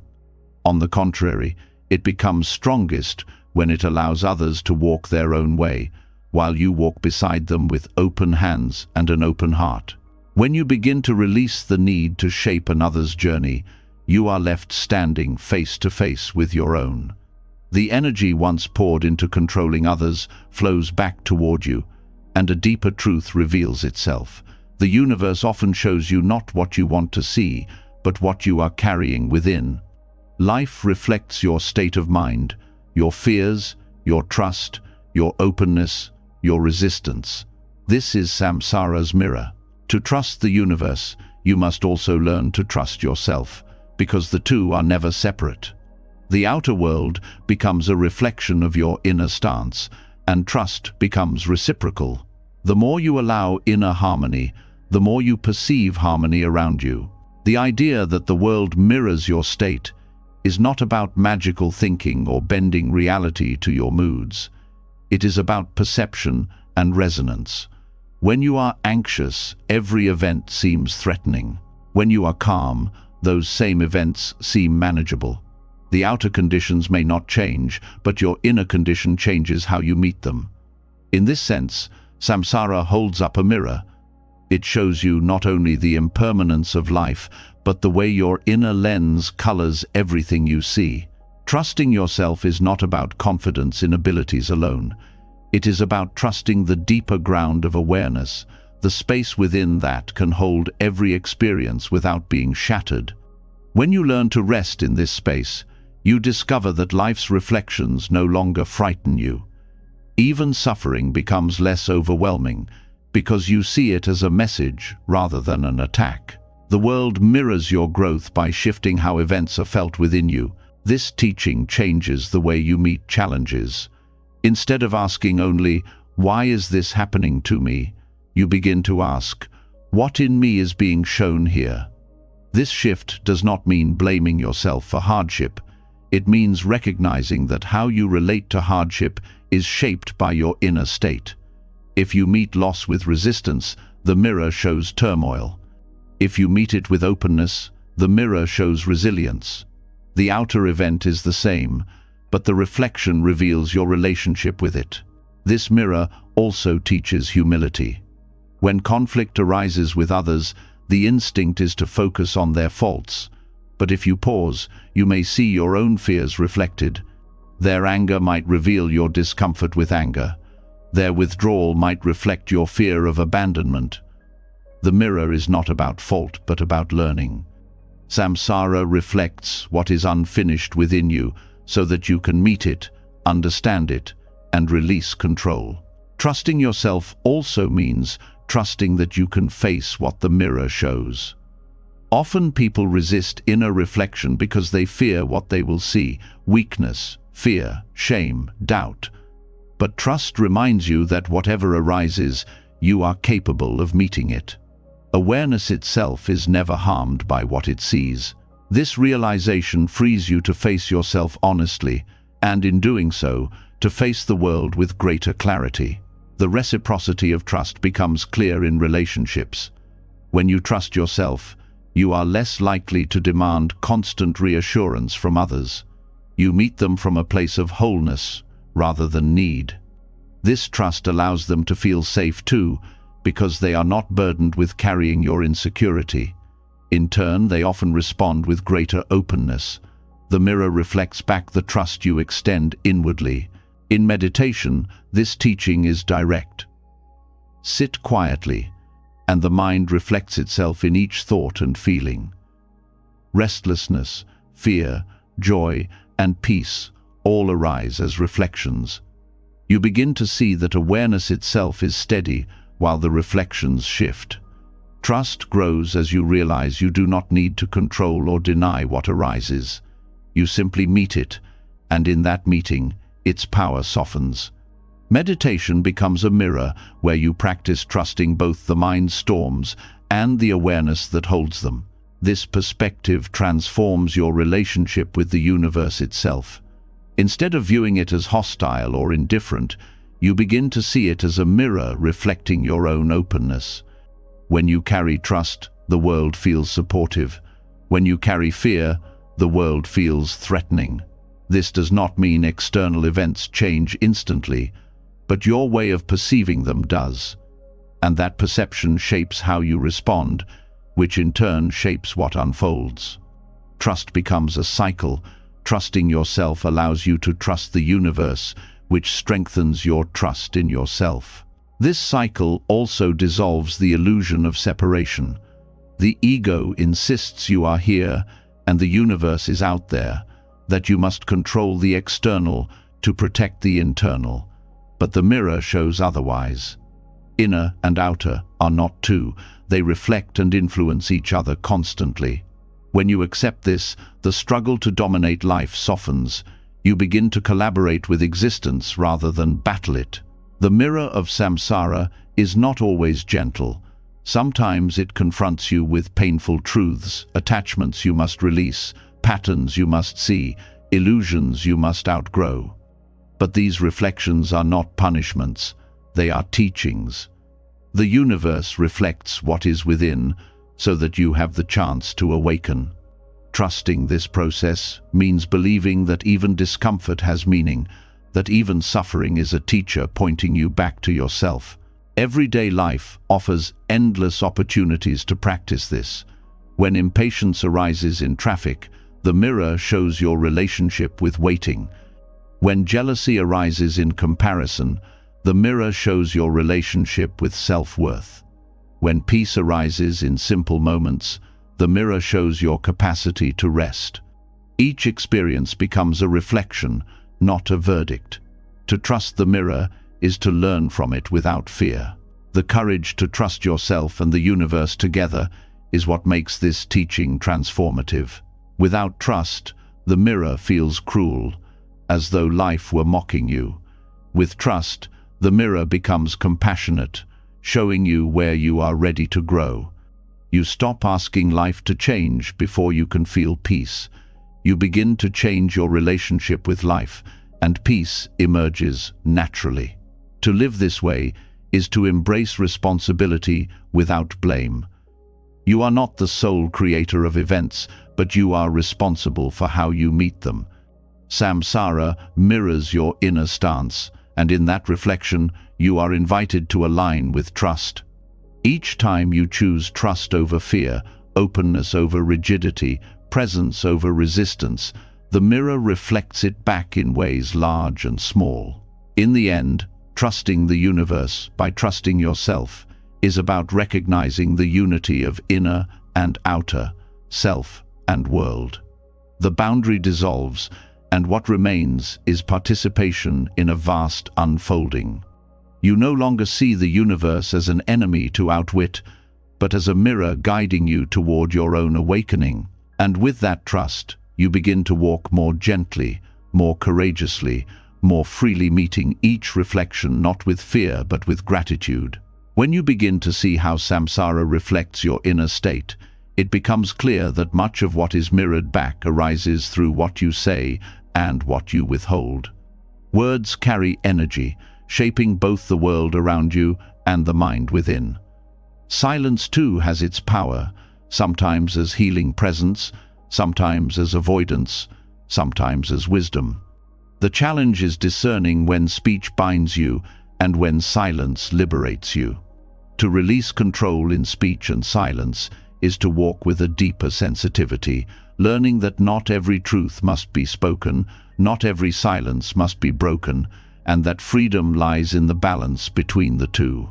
The urge to control through words is strong. People often speak to prove themselves, to protect their image, to dominate, or to fill the discomfort of emptiness. Words become armor, weapons, or distractions. But when speech arises from fear or ego, it does not create connection, it creates bondage.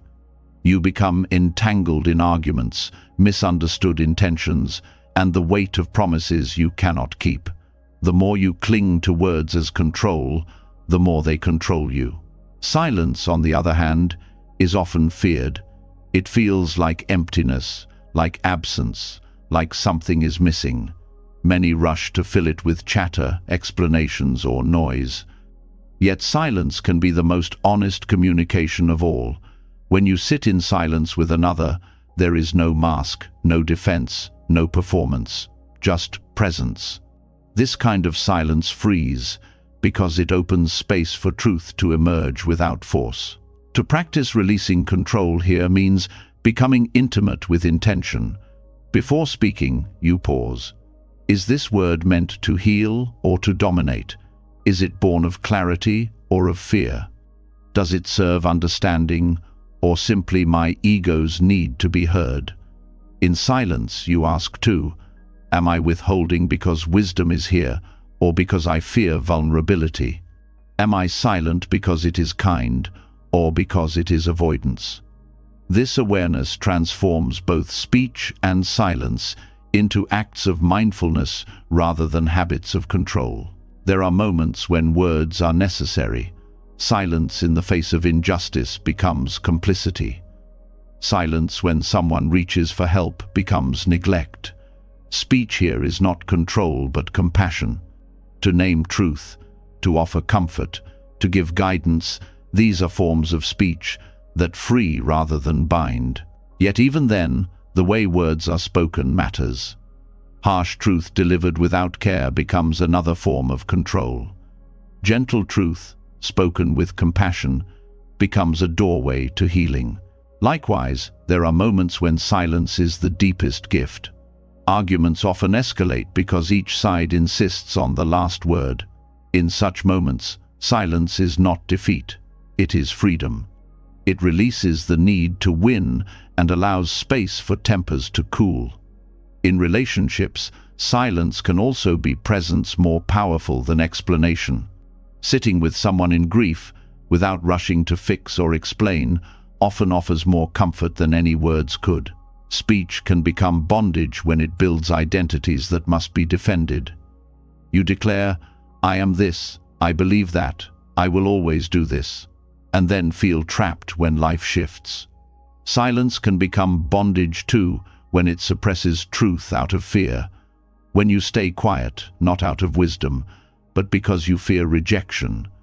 Releasing control means stepping beyond both extremes. Words and silence are tools, not prisons. You learn to use them skillfully rather than be used by them.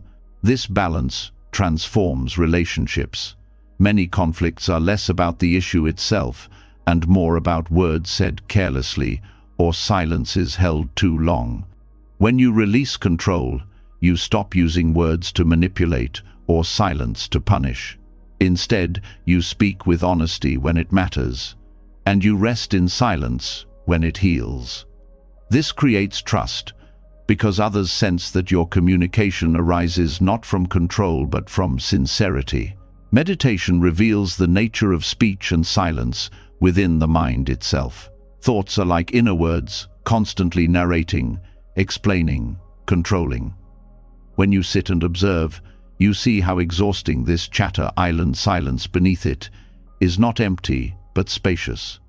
The more you rest there, the more you recognize that speech, when it arises, can come from this space too, from presence rather than compulsion. This is why meditators often speak less, not because they fear words, but because silence has taught them their true weight. Releasing control in speech and silence also dissolves the ego's grip on being right. Many words are spent defending opinions, forcing agreement, or proving superiority. But what if being right is not the point? What if listening, pausing, or letting go of the last word is the greater strength? This surrender does not weaken your truth. It frees it from ego. Silence here is not absence, but presence strong enough not to need validation. The practice also reshapes how you relate to yourself. The inner critic speaks constantly, controlling through harsh words. Learning silence within allows you to release this bondage. You begin to see that you do not need to believe every inner word. You can rest in the quiet beneath, where awareness does not condemn. This self-silence is not suppression, but freedom from the tyranny of endless judgment. In daily life, releasing control in speech and silence means moving slower with communication. It means not rushing to fill every pause, not rushing to defend every point, not rushing to prove yourself with words. It means trusting silence enough to let it carry meaning when words would only entangle. And it means trusting words enough to let them be spoken when silence would cause harm. This middle path makes communication both lighter and more powerful. Ultimately, the wisdom of speech and silence is about trust. Words cannot secure control over life, and silence cannot protect you from all pain. But both can become expressions of trust when guided by awareness. Speech becomes a way to share truth without demand. Silence becomes a way to rest in presence without fear. Together, they create a rhythm of freedom, sometimes speaking, sometimes silent, always aligned with compassion rather than control. To live this way is to discover that communication is not about domination, but about connection. When you release the need to control through words, and when you allow silence to speak in its own way, you begin to participate in dialogue with life itself. And in that dialogue, you discover that both speech and silence can be doorways to liberation, depending on how you hold them. When you learn to release control in both speech and silence, you begin to notice something deeper. Beneath the words you choose and the pauses you hold is a larger truth. Life itself cannot be scripted. No matter how carefully you plan, the next moment is uncertain. At first, this feels like a burden, something to endure. But if you look closer, uncertainty is not only unavoidable, it is the very fabric that makes life alive. The shift comes when you stop merely tolerating unpredictability and begin to celebrate it, seeing uncertainty not as a threat but as a source of wonder. This is joyful surrender. The mind is trained to seek stability. It wants everything mapped out, answers secured, and outcomes guaranteed. Yet life refuses to obey these demands. Storms appear without warning, plans collapse, opportunities emerge from nowhere. To the controlling mind, this feels like betrayal. But if life were perfectly predictable, it would also be lifeless. The very joy of existence comes from surprise, from freshness, from the unfolding that cannot be fully known in advance. Joyful surrender is the willingness to lean into this unpredictability with trust. It is not resignation, which carries heaviness, but celebration, which carries lightness. You do not give up, you open up. You allow the unexpected to be a gift rather than an enemy. This shift changes everything. What once felt like chaos becomes opportunity. What once felt like danger becomes mystery. This way of living does not deny difficulty. Uncertainty includes pain, loss, and disappointment. But it also includes unexpected kindness, sudden insight, and unimagined joy. To surrender joyfully is to embrace both, to recognize that you cannot have surprise blessings without surprise challenges. They are two sides of the same coin. Life's richness comes from its unpredictability. When you accept this, you no longer endure uncertainty, you delight in it. Trust is the foundation of this surrender. Without trust, uncertainty feels unbearable. With trust, it becomes spacious. You begin to see that while you cannot predict outcomes, you can trust your ability to meet them. You can trust that awareness itself is stable, even when circumstances are not. You can trust that unpredictability is not random cruelty, but the very nature of existence. Trust turns uncertainty from a source of fear into a source of joy. This joy is not loud or dramatic. It is quiet, steady, like laughter bubbling up when you see the beauty of not knowing. You realize that the very things that scared you, the missed turn, the unexpected meeting, the unplanned change, often became the most meaningful parts of your life.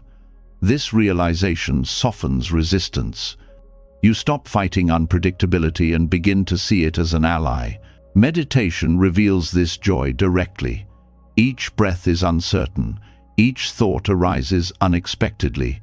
You cannot script the mind's flow, yet in sitting with it, you discover peace. You stop demanding that meditation be predictable and begin to find joy in watching whatever arises. This practice teaches you that uncertainty is not an obstacle but the very field where awareness blossoms. In daily life, joyful surrender shows up in how you approach change. Instead of clinging to old forms, you open to what comes next. Instead of fearing endings, you notice the beginnings they create. You walk with curiosity rather than dread. This curiosity turns uncertainty into exploration. Each moment becomes an invitation to discover rather than a problem to solve. Relationships also transform. Much conflict arises because people demand certainty from one another. Certainty of love, certainty of agreement, certainty of permanence. But love itself is uncertain. Feelings shift, circumstances evolve, people grow. Joyful surrender does not fear this. It celebrates it. Love becomes deeper when it is not chained to guarantees. Each expression of care is precious precisely because it is not guaranteed to last forever. This recognition brings both gratitude and joy. The practice also reshapes ambition. Many set rigid goals, convinced their happiness depends on achieving them exactly as planned. But life often interrupts with unexpected turns. Joyful surrender means holding ambition lightly. You still work, still strive, but you leave room for surprise. Often the path unfolds in ways more creative than anything you imagined. By releasing the demand for certainty, you allow life to exceed your plans. Even suffering is touched by this perspective. When pain comes, the mind demands certainty. When will this end? How will I endure? But the truth is that no state lasts forever. Pain, like joy, is uncertain. Joyful surrender allows you to rest in this truth. You do not need to know when relief will come. You only need to trust that change is constant. This trust softens the weight of suffering and creates space for resilience. To cultivate this joy, you can begin with small acts of openness. When plans shift, instead of reacting with frustration, pause and ask, what possibility hides here? When uncertainty arises, remind yourself, this is the nature of life, not a mistake. Each time you practice this, you build a habit of celebration rather than resistance. Over time, this becomes your natural stance. Joyful surrender is not about pretending everything is easy. It is about seeing that unpredictability is not an interruption of life, but life itself. It is about shifting from fear of the unknown to delight in discovery. This shift does not remove challenges, but it changes how you meet them. Instead of shrinking in dread, you step forward with curiosity. Instead of enduring, you celebrate. To live this way is to feel lighter. The burden of controlling every outcome falls away. The pressure of needing guarantees dissolves. You walk with openness, ready to meet whatever arises. And in this openness, joy appears naturally, not because life is certain, but because it is beautifully uncertain. Letting go was never about giving up. It was about waking up. Through these lessons we've walked together, from the subtle art of non-interference to the freedom of impermanence, from the balance of effort to the patience of karma, from trusting silence to softening the ego, from vulnerability to the playful wisdom of paradox. We saw how clinging to control over others only tightens our own chains, and how samsara itself becomes a mirror, showing us the truth of our inner state. We discovered that words and silence both carry power, that uncertainty can be celebrated instead of endured, and that trust is not blind. It is the deepest alignment with the flow of life itself. The invitation is simple yet profound. Release the grip, trust the unfolding, and let the universe carry you with the same grace it carries rivers, stars, and seasons. Now I'd love to hear from you. What part of this journey spoke to you most? Which lesson are you ready to practice in your own life? Share your reflections in the comments, because your words might be the reminder someone else needs. And if you found value here, don't forget to subscribe and tap the bell so you can keep walking this path with us. More wisdom, more peace, more freedom is waiting.